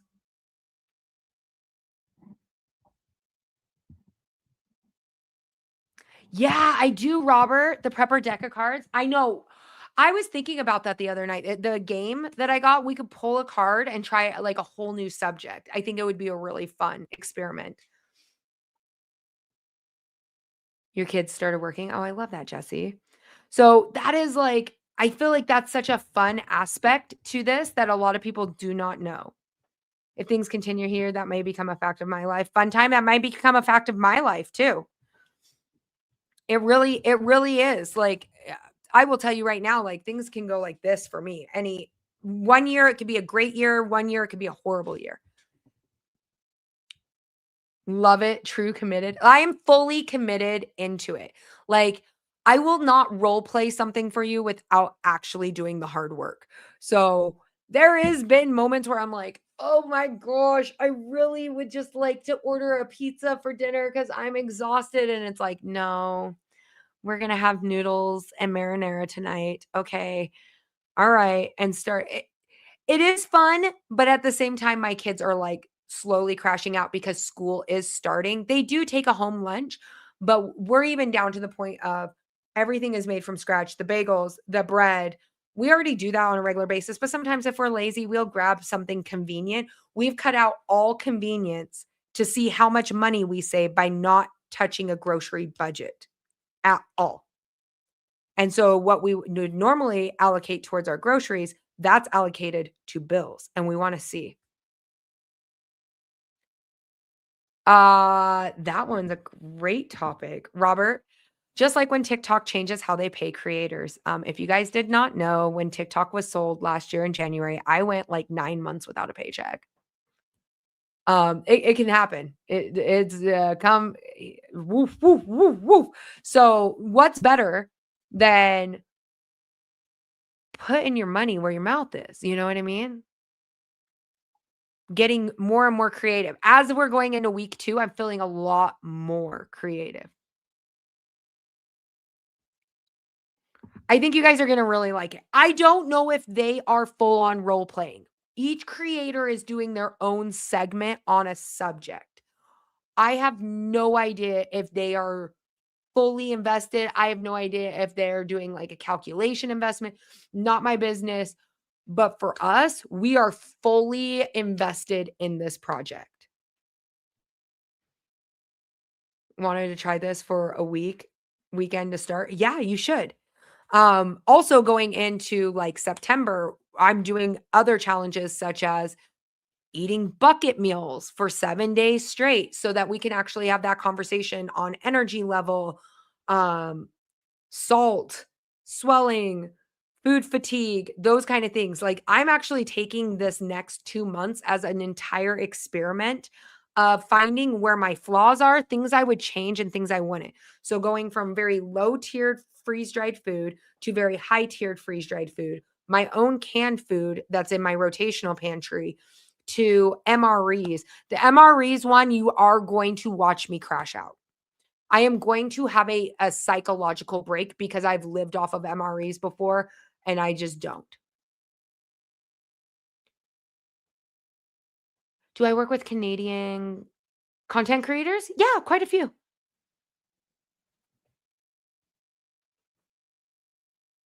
I could eat sweet potatoes, avocados all day, every day. I'm eating stir fry lately, rotating my preps like rice, cheat meals, leave out the fancy stir fry sauce. Yeah. We're going to your bug out spot this weekend. I love that. Only with our camping stuff and planning on what to bring in the future. See, that is a great way to get a real aspect on it. I need a private chef tech living nearby. I'm telling you, I've become quite a connoisseur. You should have seen. The new recipe that should be going up is my beef and noodles. I unthawed a roast that was in the freezer. I'll give you guys a little hint. Unthawed it, sliced it into a couple inch chunks, removed the bone. The bone's in the freezer right now because I'm making a really nice broth, guys. I'm making it really nice. I seared it on both sides. I sauteed an onion, some garlic. I made a nice little bone broth in there.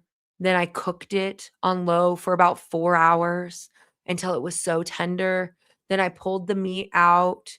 I added my noodles. I just made a nice beef and noodles. Then I added a little bit of cornstarch to it to thicken it up to make a nice gravy. 10 out of 10. The more time I have on my hands with this, the more creative I'm getting. Like, not just like, oh, a mom, very busy. We're running some errands. Like, no. Oh, yeah, there was some bay leaves, some thyme all thrown in there. I let it in the little cast iron pot for like 4.5 hours. Everybody came in and they were like, beef and noodles. And I was like, just try it. Just try it. And everyone was just like, this is so good.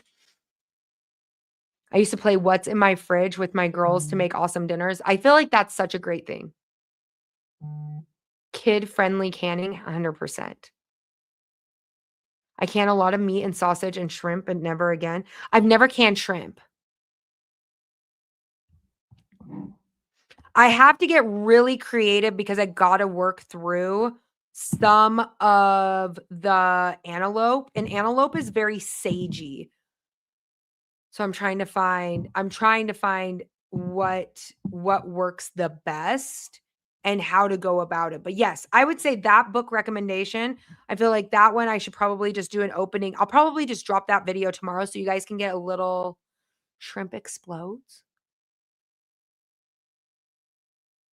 I've done tuna, I've done salmon. I've done trout, but I've never done shrimp. I don't like canned meat.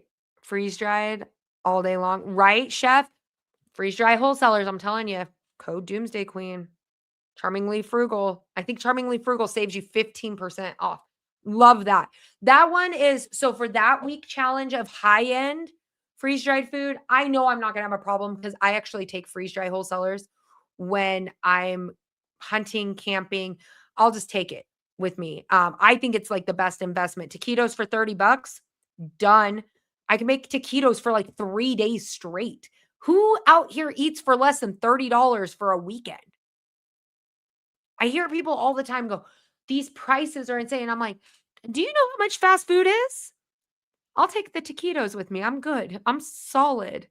I take the taquitos with me and a jar of my salsa and I call it good. Like, that is a perfect hunting weekend. Like, I'm good. Well, honestly, appreciate your candor. Truth be told, you remind me of somebody. Wait, Andrew, wait. While I appreciate your candor and excellent perspective, truth be told, you remind me of someone the finest memories with. Really? Really, Andrew? I appreciate that.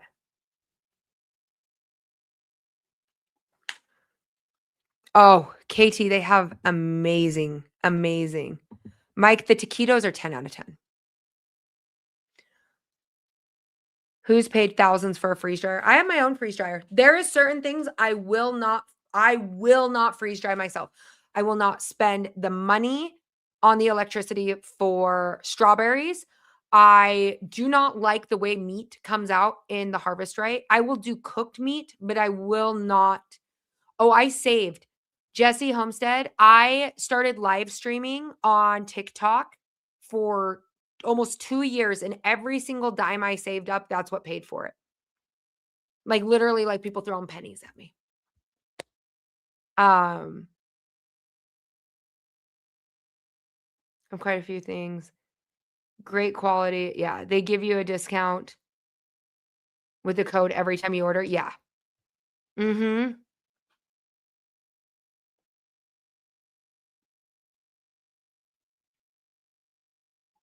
You're like, I need a sponsor for a freeze dryer.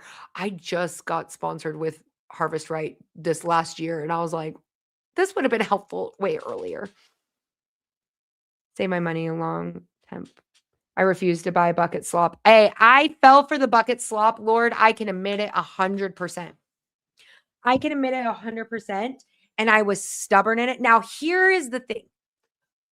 Do I think all buckets are slop? No, yes, and no. Okay.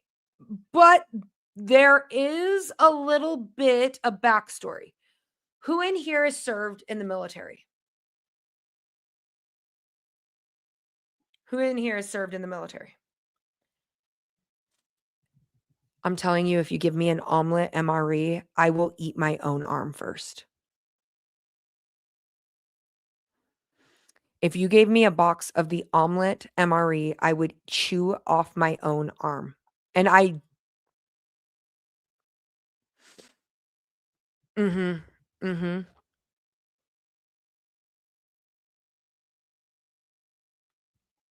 Oh, thanks, Andrew. The vomit, yes. The buckets are better than that.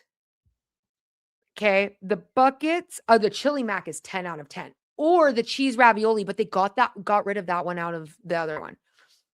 I can omelets. Not the MRE one. Okay, I'm gonna tell you right now. Like, there is certain meals where I have lived off of MREs for a long time. I will eat the slop out of the bucket and call it a good day. Okay, my expectations on food is very, very low when you've had nothing. However, I'm always going to choose good, better. I will always choose better. So hence the reason why I love the way I can my food, what I preserve, those kind of things.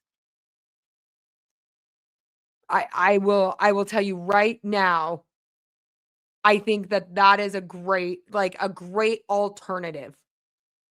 I'm gonna drop a book recommendation tomorrow. I'm actually gonna drop my friend's book. He has a trilogy going on right now. But that's why I said I'm gonna start at low level. I already know I'm gonna be ticked off the entire time I do MREs. And then I'll do like a medium level, like not low tiered bucket food, but like medium. I'm going to tell you where the food fatigue is, where I feel like, oh, man, I'm feeling a little exhausted. I'm not feeling up to par. My energy level has gone down. I work out quite a bit. So I'm going to also invite to my concrete grain silo castle. Oh, that would be so cool. Oh, thank you. But there's like different ones. I will save freeze dry wholesalers for the end because I know the entire time I'll be like, this is good. I'm good. I'm good. I'm going to have a steak. I'm going to have some taquitos. I got this. There's scrambled eggs. There's not a freeze dry company out there that beats their scrambled eggs. I don't care who you are. But I know that I will be just very comfortable with it. Oh, most of them, I pretty much call them like high sodium soups and rices. I'm sorry, American. That's how I make my money. I don't charge you anything. I do talk. It's the ads. I'm sorry. Forgive me. I did not serve, but I've tried the omelet and that's a hard pass. Yeah, 100% hard pass. Okay, so I have like kind of a tier on what I think. So like freeze dry wholesalers is up here. Mountain House up here. Okay, these two I will eat anytime. You name it, it does not bother me. I take them. Mountain House is in my car. Freeze dry wholesalers is in my car. When I'm backpacking, if I'm hiking, I will eat those all the time. Okay, those are top tier. Can I get sued on here? Hold on. Let me I'm gonna just gauge the chat. Has anybody known anyone to get sued on here? Just tell me right now. So before I say anything stupid.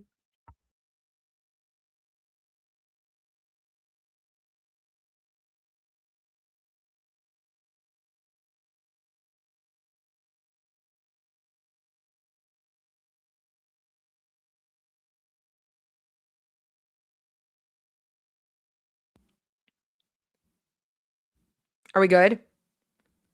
Uploaded large books and numbers. Ooh, I love that, Maverick. I want to see your Facebook group. Send me a link. Doomsday Queen on Facebook. I got like 93. Unlikely, banned, maybe, sued. I don't know. Maybe. Okay.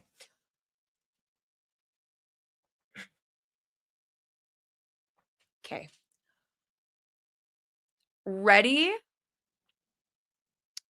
is a lot of rice, diced peppers, tomato powders, very little meat. Is it a filler? Yeah. I would consider, I'm like looking at my shelf right now. I would consider like Mountain House. Nah, they're right here. They do a good job. Okay. Ready wise, I definitely I will not lie to you, on our property, like we were stacking up as if we had 30 people there. We do have Ready Wise out there. We probably have like a year supply. Is it my top tier? Is that the first thing I'm going to invest my stuff in? No. Rice and beans will get you a lot further. But Ready Wise, yeah, there is some there. I was sent stuff sponsored with them at the very beginning of my job, and it's doable. I will eat it over the omelet 100%. I will eat it over the omelet. Now for Patriots and my Patriot supply, I would consider right here. I would say Ready is down here. Augustin Farms can be up here, but it also can be down here. I'm looking at them. Some of them are decent and some are not. Now, Ready Wise on their individual freeze-dried ingredients and their number 10 cans, they are good. They don't deserve all the hate that they get. Yeah,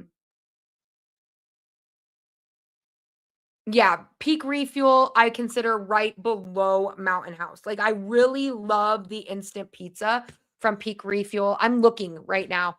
Nutrient Survival, I feel like they're like right in the middle. Like their milk is really, really good. Their nutrition, their vitamins that they've used, actually bring them up, getting really close to Peak Refuel.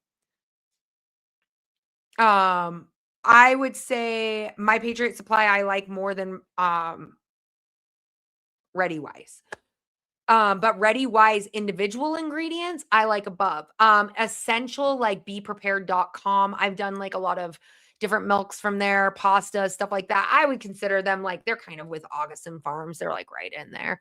They're cheaper. You get a number 10 can. They work really well. I'm trying to think of what else.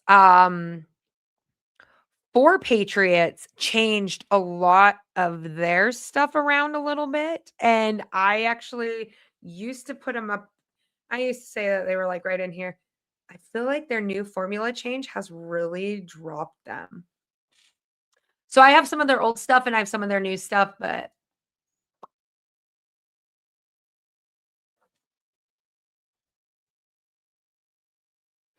yes. So one of the reasons I actually do keep I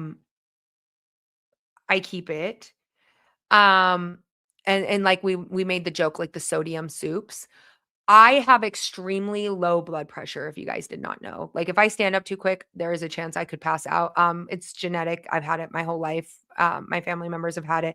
So I actually stock up on a ton of salt. A lot of you guys don't notice. If you ever see me like kind of snacking my lips a little bit or something, I actually have salt right here that I will and do that. It's just I don't have enough salt in my body. So for me, they're decent. But for somebody who does not need that much sodium, they are bad. Freeze-dried pasta can be tricky. There's a trick to not getting the crunchy bits. Yeah. That's why drops, I like to can my own stuff. So some stuff I don't put any salt in for the rest of the family, but something that like if I mark it with a star, I know I've like chucked some salt in there. I'm a butcher in Alberta and we just started freeze drying for dog treats. I love that, Mr. Randy. And we do a lot of freeze dried food for our dogs. We do freeze dried rabbit hearts. We do freeze dried rabbit legs. We've done chicken hearts. We've done organ meat.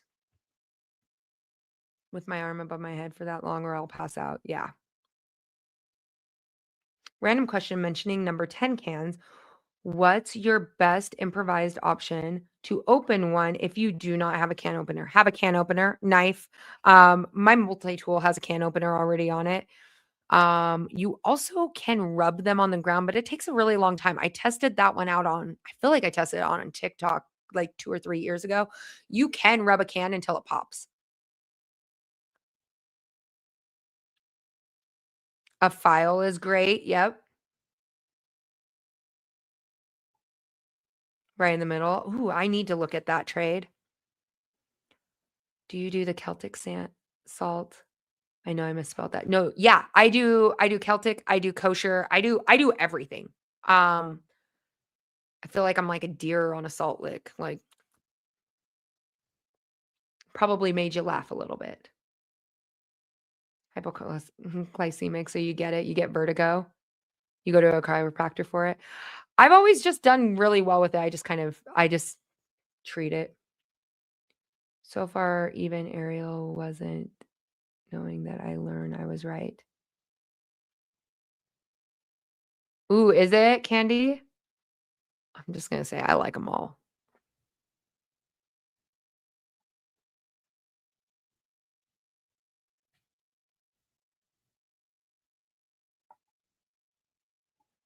Those are great. Let me grab a couple number 10 cans for you guys. I'll grab a couple. So I'll rate them on what I see.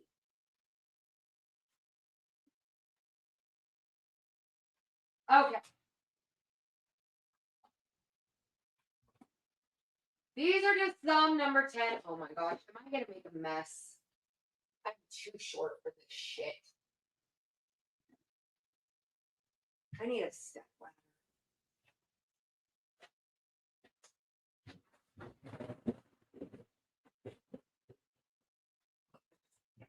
Gotta get a stepping stool. All right. One. Let's do 2. Oh. Where is the Traveler Stew? I like that one's a great one.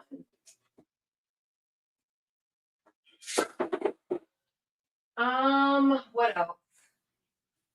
We'll do these 3. Okay, I'll bring them to you. Oh, I feel like I'm doing one really dirty. Okay. Those ones are okay. We're gonna bring 5 of them over. We'll bring oopsie. I just made the biggest mess of my entire existence. And I'm already irritated at myself. Okay, we'll put you guys here, there. Oh, I'm gonna need a broom. That is horrible. Okay. It's okay. We'll live. We'll live another day. Okay. And then let's see. What are some of my other favorites?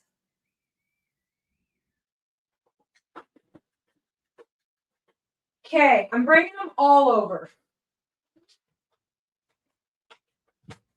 Okay, we're going to just bring some items here. We've already been on live stream for a minute. Let's do this together. Hi, welcome in, everybody. I need a ranking list of number 10 cans and freeze-dried food. Okay, all right. Nutrient survival. This is freeze-dried milk. This one has 50 servings in it, 30 essential nutrients, and a 25-year shelf life. All of the nutrients, the list goes on and on. I cannot find this in any other freeze-dried milk. Some will have a little bit added into it, but really when you're thinking about it, you're thinking nutrient deficit, a nutrient deficit in an emergency, natural disaster, SHTF, grid down, those kind of things. I have, no joke, 20 of these in my house. Okay. My son, we've used one. I'm sure we're going to be using one in this series once I run out of milk here. And if I run out of my budget, this one right here, definitely Definitely great. Okay. Great, great, great to add in. Okay. We're like breaking these number 10 cans down. Like a whole giant hole up there. All right. This one is Ready Hour, right? This is my Patriot Supply. This is something you can create at home. I think is a great one that you can make yourself. But in a number 10 can, when they were on sale, like this was one I definitely added into it. I have used one of these before. I also use a lot of gear that is from my Patriot Supply that is off grid, no electric needed, ovens that run on sterno, really great. This one passed my kids' test. Okay. This one's the muffin one. We've done pancakes and we've done breakfast muffins. It's like a blueberry muffin. It's decent. It's not horrible. I would not say it's trash. Let me look in the ingredients first before I like fully, I mean, it might be a little trashy. It's a little trashy, but it's not horrible. Not like horrific, horrible. Okay. All right. So you have that. Okay. That one was decent. I told you guys, I can't totally bash ReadyWise because I've used a ton of these ones. Okay. Now this is Simple Kitchen. Some of this is dehydrated. Some of it is freeze dried. This one is dehydrated bell peppers. I've used this. I've used this one. I've used their onions. I've not used their butter. I've used a different company's butter, but I've used a lot of their simple ingredients and I was not upset. Like I wasn't angry on it. Like their ingredients were really simple. It was literally just bell peppers. Okay. I'm not mad about something like that because I can cook a lot with simple ingredients. Here we go. My Patriot Supply. Let's go into this one. I have everything linked down below if you ever want to save money. Like there's always links underneath. This one's not horrific. To the point that every time this one goes on sale, I am not fully disappointed. This one is the Traveler's Stew. I mean, you're getting what you're asking for, okay? You got pasta, you got peppers, you got celery, you got carrots, you got rice, okay? This one, it's fine. This is one we've actually, I think we have like 30 of these, and a lot of them are at the property. And this is like, if the world ends, at least we have enough stew.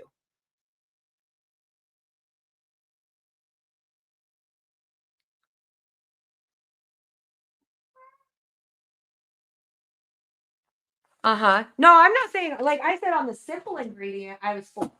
Are the buckets gone? Yeah. Are they like, did I trash them? No, that's a lot of money, you guys. They're at the property. They're in a Connex. They're just in case.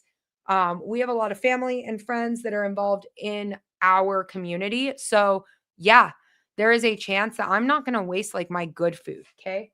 I'm very open for this. Okay. August and Farms. Here we go. This is another number 10. Banana chips. These ones are phenomenal. They're yummy. They're tasty. They're good. They're just banana chips. They're coated in coconut oil, banana. Yeah, they're good. They're good. Do I prefer to make my own banana chips with my freeze dryer? Yes. But are they decent? Like individual ingredients, I think is great. Now we're going to go into the other ones. Wait. I'm trying to catch up with comments. I'm so sorry.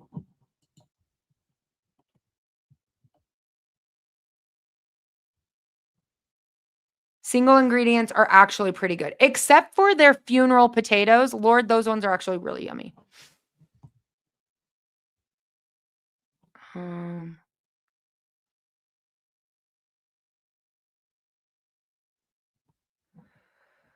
Unforgiving. He's actually my friend, so I'm not going to talk bad about him. I think he does great content. I don't see him that way. Many people may see him that way. I don't see him that way. And I honestly, very, very kind person.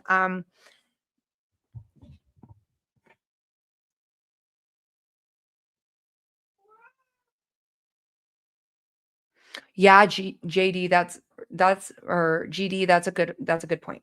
Okay, now would I go further up? Some of these cans, let me look up one of the prices, okay? Let's go, because most of these I bought when they were on sale, okay? So I'll just go through my links. My Patriot.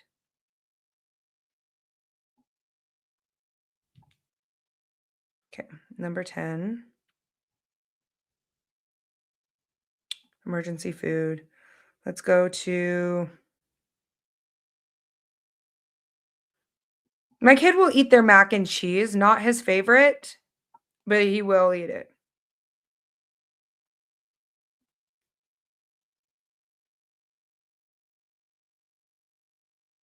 Okay. So when I hear people say things like, but this other food is so, so expensive, right? All right. So this can oh, that's not Traveler's Food. Like really break them. Okay.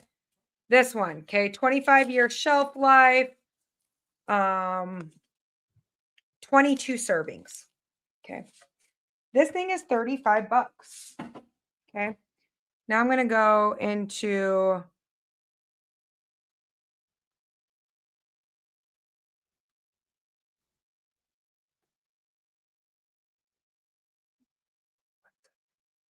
I should have been like more prepared for this conversation, but I don't think anybody would have seen it. Going to pork. Okay. So that has 22 servings in it. This is the freeze-dried pork. Okay. This is $44. Should we add it to a cart? Hold on. Let's add it to the cart. We'll throw my discount on it, because I bet we bring down the price really close to it. Add to cart.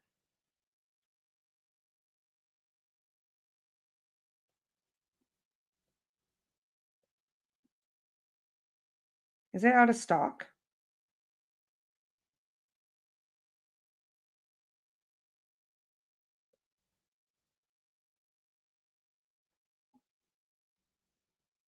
Okay, there we go. Check out. Give me one. I will do this just for you guys.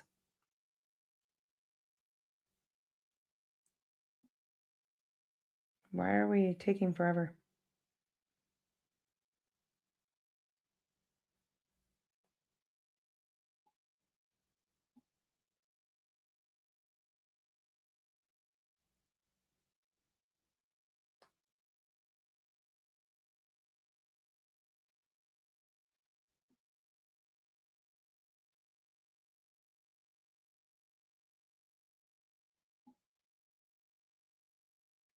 I'm trying to do this one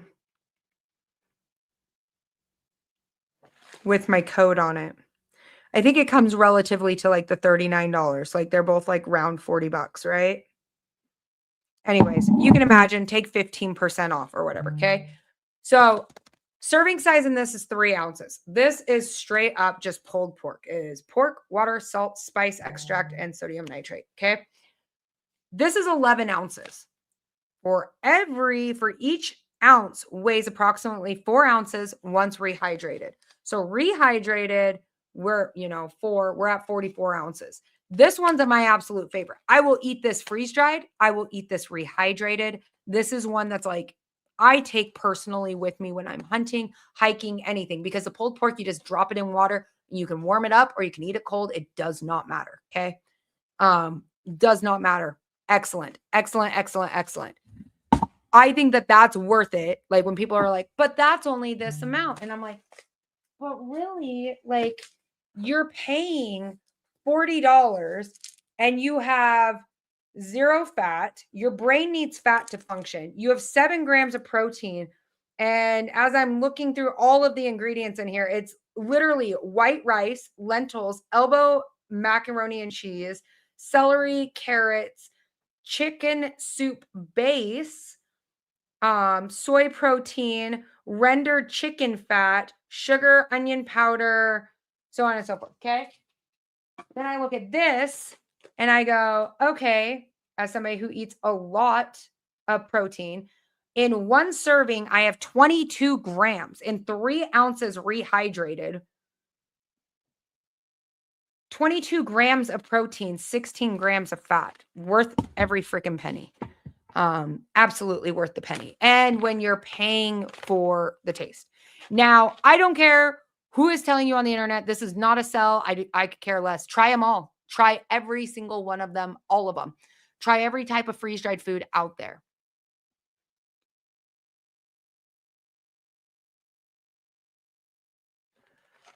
All right. Have a good night. Good night.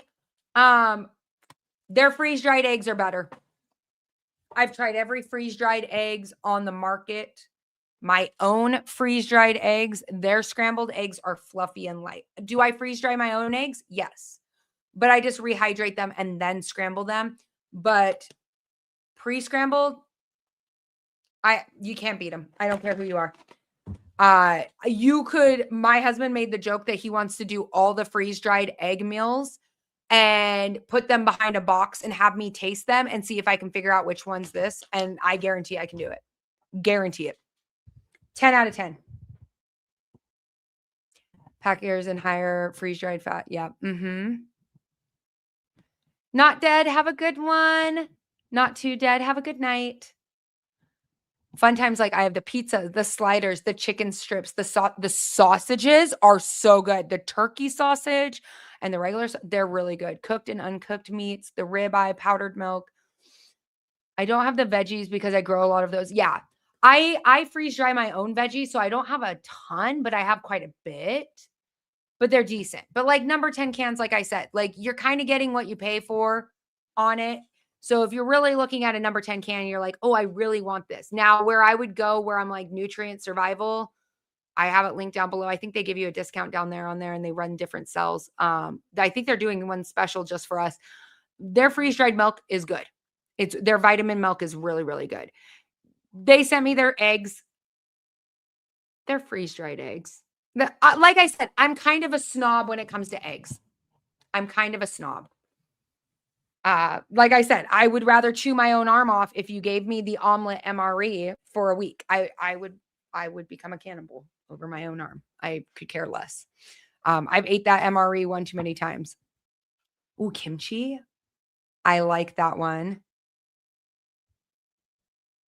But I feel like you're kind of getting what you pay for. So ultimately, if you are shopping and you're looking for, I only want number 10 cans, then you have your tiered motives of like where those number 10 cans are. If you are shopping for freeze-dried food to make actual meals in an emergency that are more relatable and realistic to what you actually eat, I would say freeze-dry wholesalers. 10 out of 10. Or get your own freeze-dry machine, because some people will be like, freeze-dry wholesalers is too expensive. And I'm like, then go spend $2,000 on a machine and then put in all the work and then pay the electrical too. And then some people say, oh, my budget's only this. And I'm like, oh, there's all of these options that are only at that budget. And that's doable too. There is no shame on what your budget is. Zero shame. I will tell you that. Like, I will find something that fits you, but I will be very honest about it.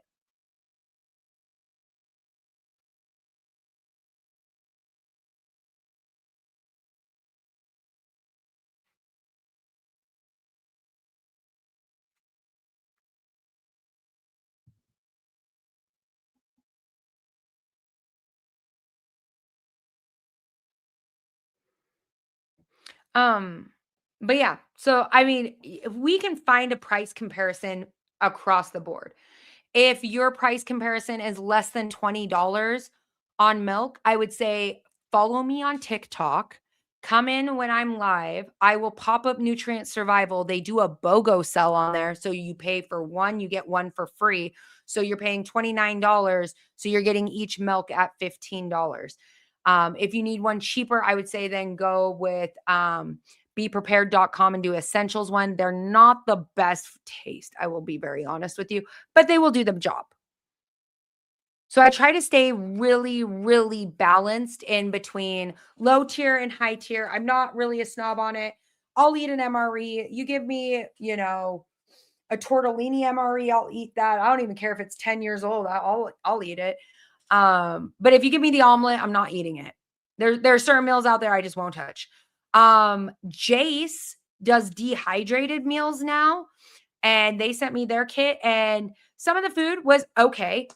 It wasn't horrible. I would not put it on bottom tier, but I wouldn't put it on top tier. Like I would say it's like right in that average, that they really needed to increase some protein. There needs to be a little bit more there. However, that paused.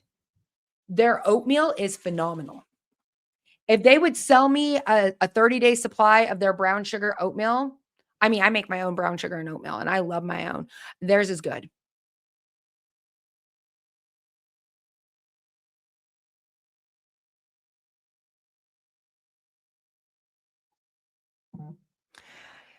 The Chiefs under Chief Israel, Wolverines second. Tell on you, right? The Wolverines. What about the Wolverine? What? Are we okay tonight, Michael? Are we okay? I want to make sure we're okay, my friend. Code Red, you've done the BOGO deal. Yeah. Like I will post up the BOGO deal so you guys get the savings because that's how I got mine. So I feel like you can find it. Did you see Dr. Drew doing knockoff of them? No.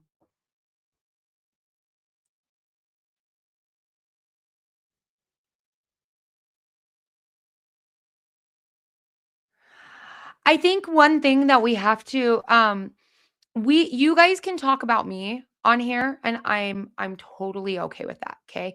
You could be upset. Yeah, MREs are only good for backpacking. Yeah, I'll take Mountain House first. I'll invest my money on that one. But I'll take MREs with me. We eat them all the time, so it's fine, but there's some that I just don't prefer. However, I am totally okay with that. But the one thing I would like us to do here is not compare to other channels because there is something so unique about each and every channel in here. I guarantee that there's something unique about Mike Tango Whiskey that you guys really like that I just don't have. And there's something about somebody else that's unique that they don't have of me, and so on and so forth. I would like to keep my chat where we don't put down any other creators because I am actually friends with a lot of these creators and I would never be okay with that or comfortable with that. And sometimes, yeah, sometimes there's going to be different price comparisons. There's going to be people, I see it all the time. I've been doing content for years where they're like, well, what you do on your canning and stuff is a luxury and like putting me down. And I get that. I think that it's not a luxury. I think it's a necessity in life. So I will take, you know, um, I will budget things in so that I can make those things work because they matter more to me than the others. And I will be very, very, very upfront with you guys. Nate is a friend of mine. Please, I don't do the bashing, and I never will. I will never jump on that. He actually really helped me grow my channel here, and I am very grateful for that. We actually met through TikTok. But I am very grateful for that. And I would rather stay very positive and but all of us, it doesn't mean that you're not welcome here. And it doesn't mean that you can't be like, oh, that was really expensive. Yeah. You know what? There's some gear that I test out that is very expensive and I would not afford that on my own. Sometimes it's sponsored or sent to me. But I think that sometimes we lose sight. I just went through something pretty extensive. And that's not me being like harsh or anything. I just want you to know this. I just went through something very similar where I got pretty much bashed across the internet really, really bad from people who I cared about. And it's over and done with. Like it's not a big deal. But sometimes I think a lot of that fault behind it came from that people forgot that I was a real human on the other side of the camera. Sometimes you see me on your TV or you see me on your screen or your phone or, you know, just in other areas. And I'm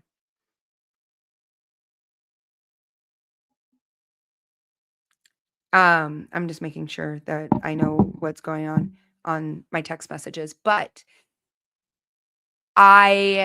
I learned a very valuable lesson, and I'm not even mad at the people who bashed me across the internet or got mad or vengeful. I'm not even mad at them. I think that sometimes we forget that we're real people behind the screens. And when I say like some of these people are my real friends, they are my real friends. I behind the scenes, like they're really good, kind people. And maybe sometimes what is projected on a screen isn't really all what you're getting. And that could go both ways. Like a really great content creator could be a complete a-hole behind the scenes, or a big a-hole on screen could be the nicest person you've ever met.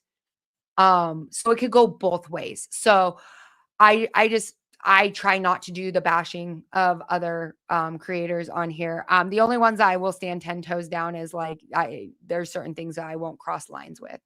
But I think that everybody is great. I think that they're all unique. And if we were all the same, then none of you guys would watch any of us. None of you would watch. If I was the same as every other female prepper on here, none of you guys would watch me. Nobody would watch it. They'd be like, oh my gosh, she's just the same as so-and-so and just the same. Like, if I looked the same as everybody else, you wouldn't even watch me. You wouldn't even watch me. I feel like sometimes to get a little clout on here, I might need a goatee or something, you know, like, but I feel like that's what, yeah. Yeah, I know. I didn't take it as like degrading, but I know that the conversation kept going, and I try to always keep my chat pretty friendly. And yeah, there's going to be, like, as a live streamer, there's going to be ranting and raving and stuff like that. But on that positive note, I feel like we all do things different. I do a lot of different budgeting style preps, but I also do expensive ones. And so sometimes that can like throw people for a loop, you know, where they're like, there's a lot of people like Storm Radios, great friend, awesome. He's a broadcaster, does amazing stuff. I'm not the biggest fan of radios, but I'm always willing to learn a new skill. I know people think I'm stubborn in it. I've just tracked people on radios before, and I feel like people will use them like a cell phone, and people will die when shit hits the fan because they will not know that people can track them, or they get like complacent in that. The homestead in town. I love that you make it a conversational. It's so hard to find community. I think community is very important. I think that is something that we are so direly seeking right now. In all my time on the internet, community is what people are seeking. Somewhere you belong, somewhere you feel like you belong. I think that is a great thing. If there's one thing that I will always pride myself in, and this is cross platforms. If you talk to me in my chat, I will remember you. If you comment on my videos, I remember. I read every comment. Every single have a good night drops. I read every single comment. I know that sounds stupid because most of the time people say don't read the comments. Facebook, I will not read the comments. Y'all are crazy over there. Love y'all, but woo! But I will read the comments. And I also, if you come into my live streams and talk, I will remember you because you are now part of my community. You are somebody who I value and care about. Even if you troll me, I'm going to troll back and we're going to laugh a little bit. Like, it takes a lot for me to want to be like, ban them, kick them, let's go. I feel like a lot of times we're now behind content that doesn't have that community aspect.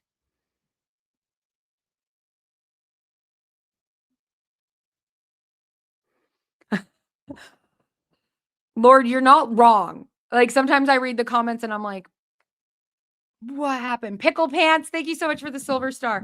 Like, there was one comment in there and it was like, I think it was something over like this that I was filming, and they were like, but how does the lid stay on if there's no ring? And then I'm like, oh, because it's sealed. And then they're like, but no, how does the lid stay on? And I was like, because it's sealed. There's like, it creates its own seal. And then they're like, no. And I was like, you know what? I can't do this. I'm going to have to find you a YouTube video on it. Not trolling a redhead. Knowledge, yes. And I think skills, I feel like we're all just going to be very, very different. So I think skills are a huge attribute that everybody should have. And I think that some people, you know, they really love freeze dried, and some people really love canned food. And I'm like right in the middle. Like, I feel like there is some stuff that I'm like, yes, you know, and it can go both ways. One that I will always say, you'll never have enough water. You should store more and more water. That one is always good. One area that I'm starting to get really doomsday into is gas masks, guys. I'm going to tell you right now. I mean, I just ordered another one that's even better for shooting. I've got this one here. I've already placed like 4 more orders that have better peripheral that I can shoot better with. There's different things that I am very much into that maybe not the average person is, or another female prepper is like, no, I don't want anything to do with that. It took them literally 2 months to talk about the USS Abraham Lincoln. Yeah. I'm eating watermelon vodka chunks. Whiskey Sadie, I am jealous, and party at your house. Let's go. I just added myself as one of your Facebook. Yes. Mine is the one with like 93,000 followers. I apparently have made it big enough in life that I have imposters that make fake accounts pretending to be me. I think that's the cue. I made it somewhere. I don't know where, but I did. You're saving up. But dropping 3K for your family right now is not in the cards. Exactly. And that's why I said we can all prep in different areas and aspects. I don't always think everything I do is perfect. And I honestly think the prepper community is very unique, that we learn different things from different people because of different experiences and different gear and different things. I think we should all learn to take things as a grain of salt, but also prepare and like adjust movements that will fit better for you.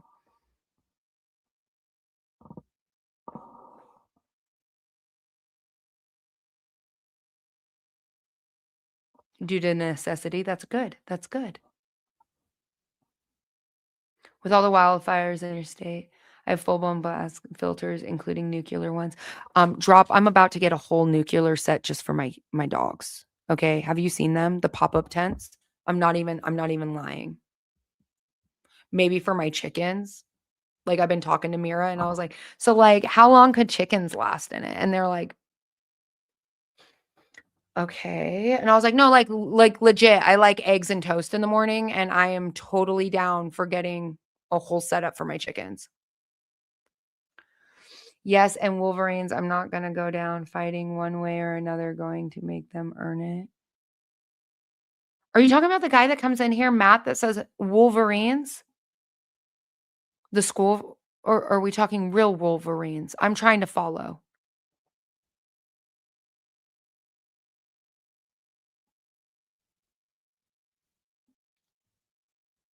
Let's go.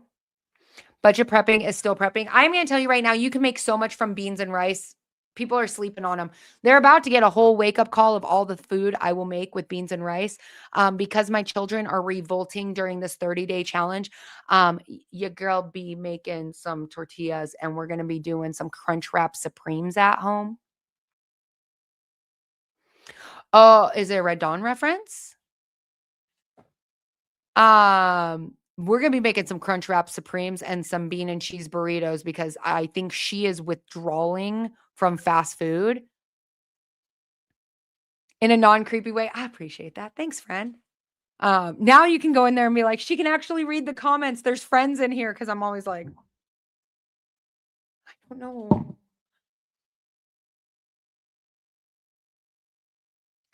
Chew, thanks so much with the Magnus. I love it. But yeah, so I mean, there's just different like areas that you can improve, and cooking and just doing things from home, and understanding like the economy is getting tougher and tougher. We're doing breakfast crunch wraps this week. I love that, homesteading. Hello, prepper girl. Welcome in. Welcome in. Shalom. Hi, welder at large. We've been just chit-chatting all night long. It's been 2 hours and 23 minutes. I think this is one of the longest live streams I've hosted, except for during the war, when the war kicked up, and I hosted it for like 6 hours. So I hope you guys really, really enjoyed today.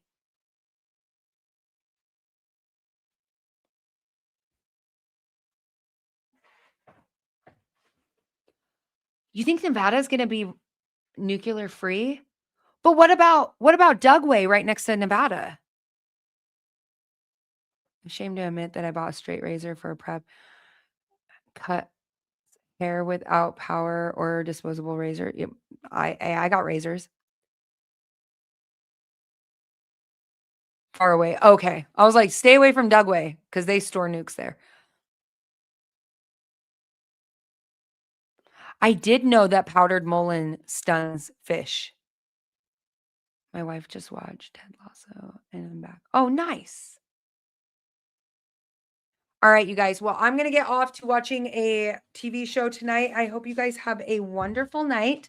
And I will see you guys tomorrow. I will definitely, probably, most likely be dropping video review of books of some of the books that I'm starting to read because I have not read them. So I don't want to have spoilers, but I let the authors kind of give a tidbit of what it is. But I hope you guys had a wonderful night. I hope you guys enjoyed the stream. I'm going to be a little bit of a sarcastic little mulligan right now. I was told my YouTube live streams suck. So hopefully this one didn't suck as bad. Black walnut holes. Good night. I hope you guys had fun.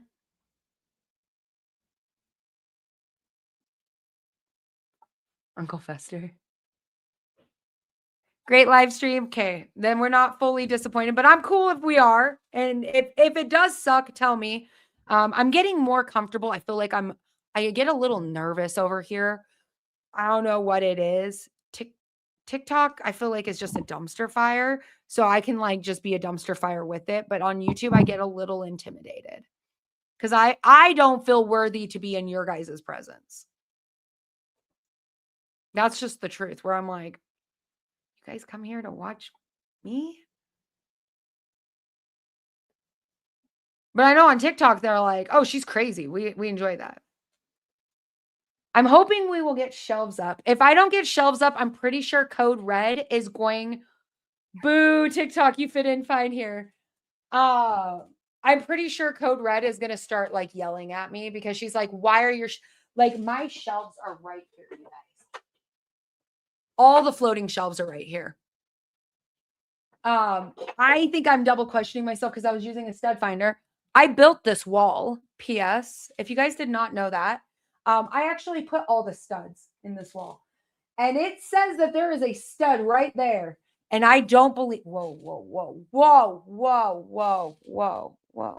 got to fix that. It says there's a stud over there where I'm pretty sure that there is not one behind the drywall. And I'm like, if I put a hole through my pretty wall, I'm going to be mad. Trying to get to your level. Oh, thanks, Welder. I'm trying to get to your level.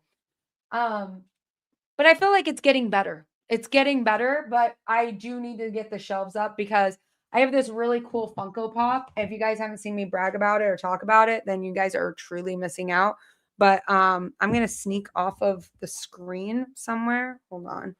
Let's see if I can get this better for you guys. All right, let's see. Can you guys see it? It's a Doomsday Queen. Like that thing is pretty cool. And it's got to go on the shelf. Pretty special gift was given to me. The person's in this chat. I collect Funko Pops. I'm a little bit of a nerd behind the scenes. If you guys don't know, I'm actually building like a massive Lego thing. Like I'm telling you right now, I should already have a bunker and I would have a Lego room in it. Oopsie. I don't know what I just did there. There we are. But yeah. And it has a baby Magnus. Look, there's a German Shepherd in there. And this pretty cool person made me a Doomsday Queen Funko Pop. And then they put Father's Day on here. So don't worry if you guys were all confused. I am your daddy now. So I'm really cool with that. But yeah, it's got to go on the shelf behind me. What Lego set am I building? Hogwarts. Like the entire castle. The whole entire Hogwarts. But yeah, so and like I guess I can like show you guys some of this stuff. Like y'all haven't really gotten to know me on a personal level yet. And I feel slightly like disappointed in myself. I feel like everybody else has gotten to know me on that level on different apps. But you know, you got like Shaun of the Dead in here, okay? Like I have an entire room pretty much dedicated to Funko Pops, okay? I got problems, okay? It's a spare bedroom and they're all stacked on the floor. Don't worry. It's not like some like palace where there's a whole room. However, Yeah, I'm a little, I got a little, the ADHD is strong in this one. That is true. It is strong. Let's have a baby. Oh my God, cool. Wait, who's the daddy? I'm the daddy. Did you not see it? It said Father's Day on the back. I'm now your daddy. Okay. It said Happy Father's Day, and I am okay with this. Yeah, I'm building the Hogwarts castle right now. Look for a radio nerd. You do. You're going to have to. You're going to have to. So once we get the shelves up, you guys will get to kind of know my personality a little bit. So not only is it Doomsday, not only is it that, but you guys will get to know me a little bit better. Can build a Lego mock-up. That's pretty cool. That is actually pretty cool and forgiving. Bless me. Do not make fun of that. Hold on.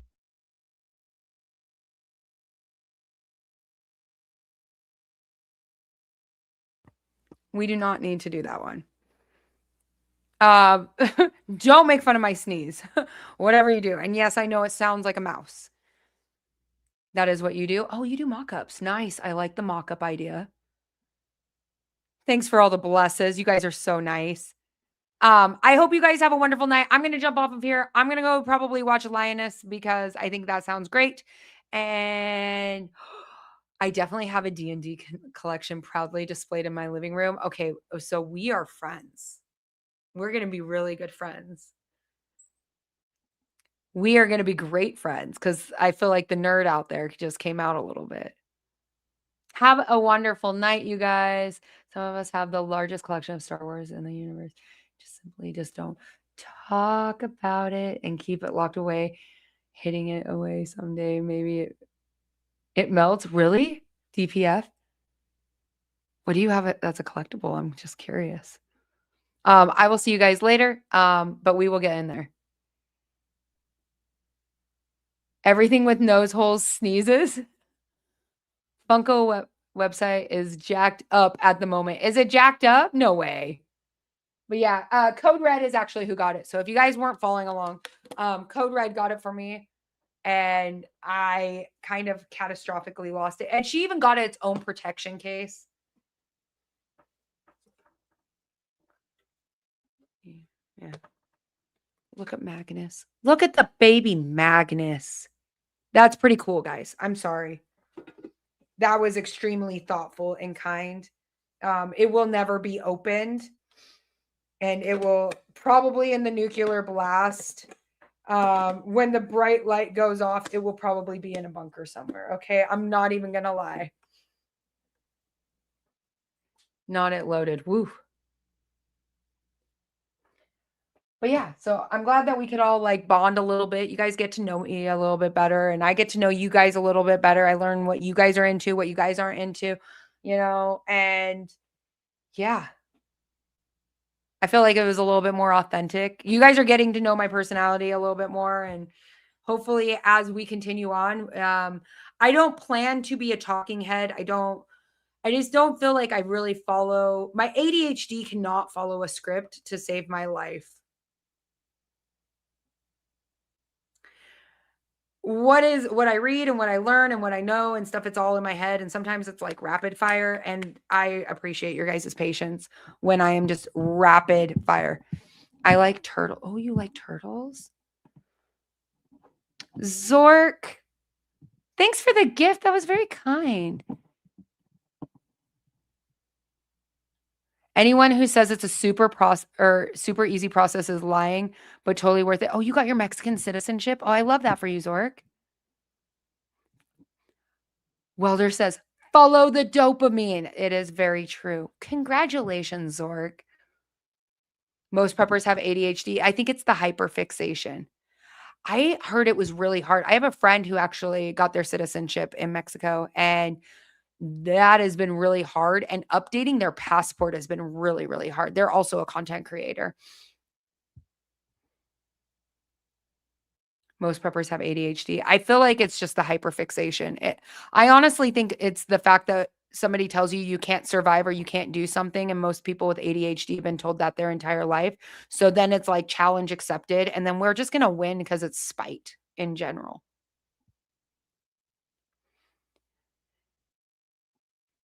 Welcome to America. You did the right way. Jumped through all the hoops. And did the cartwheel.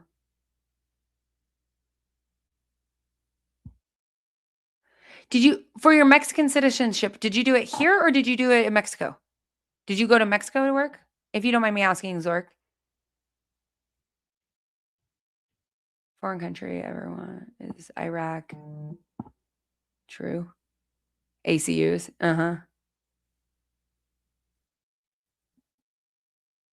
I also tend to jump around between topics. Me too. I get bored with one too long. Don't get me started on fire starters because I will annihilate different companies, just so you're all heads up. Like, if you have a favorite company, nobody is safe when it comes to fire starters. What's your latest obsession? I'm starting black. Me too, welder. I was watching welding, blacksmithing at Kentucky Sustainable Living. I was watching knife forging and I was like, oh, yeah, that one is definitely right in there. Fermentation, I've done that. I've done gardening. Permaculture is kind of my new hyperfixation. Like that, compost, microorganisms. I feel like that's kind of where my head is right now. But forging has been a big one. TPF, I'm a US born citizen. Read my comment wrong. Yeah, okay, yeah, that's what I thought. When you first said it, I was meaning I figured you were a US born citizen and then you went and got your Mexican citizenship, right? Are you going to work over there? Because that's what my friend did. So she's a US born citizen, but then she wants to work in Mexico. She just moved her whole family, but I could be wrong if that's what you were meaning by it. Because it is not an easy process getting any citizenship either way. To be a dual citizen is a total pain in the butt too. Freeze dryer, mineral oils, candle wick. My phone is going off like crazy.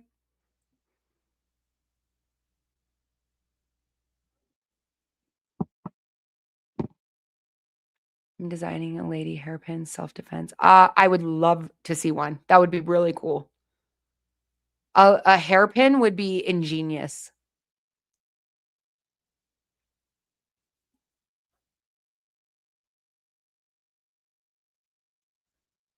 No, I was talking about DPF. Oh, okay. That's what okay. I was like, Zork, are you talking to me? I was like, wait. I didn't mean to read your comment wrong. All right, you guys, if you want to join the Discord, Serena just dropped that Discord link down below. I am going to pop off of here. I'm going to go spend time with my family. I hope you guys have a wonderful night. And I will catch you guys tomorrow. Hopefully that video will be up in the morning. I think that's exactly where I'm going to go tomorrow is short form, some of those recipes coming out and a long form video for you guys. So I hope you guys have a great night and I will see you later. We will possibly be doing a live stream on this weekend. I'm kind of very excited to be here. Have a great night. And as always, stay aware, stay prepared, and always have your head on a swivel. I will see you guys. In the ashes of the end rises the Doomsday Queen.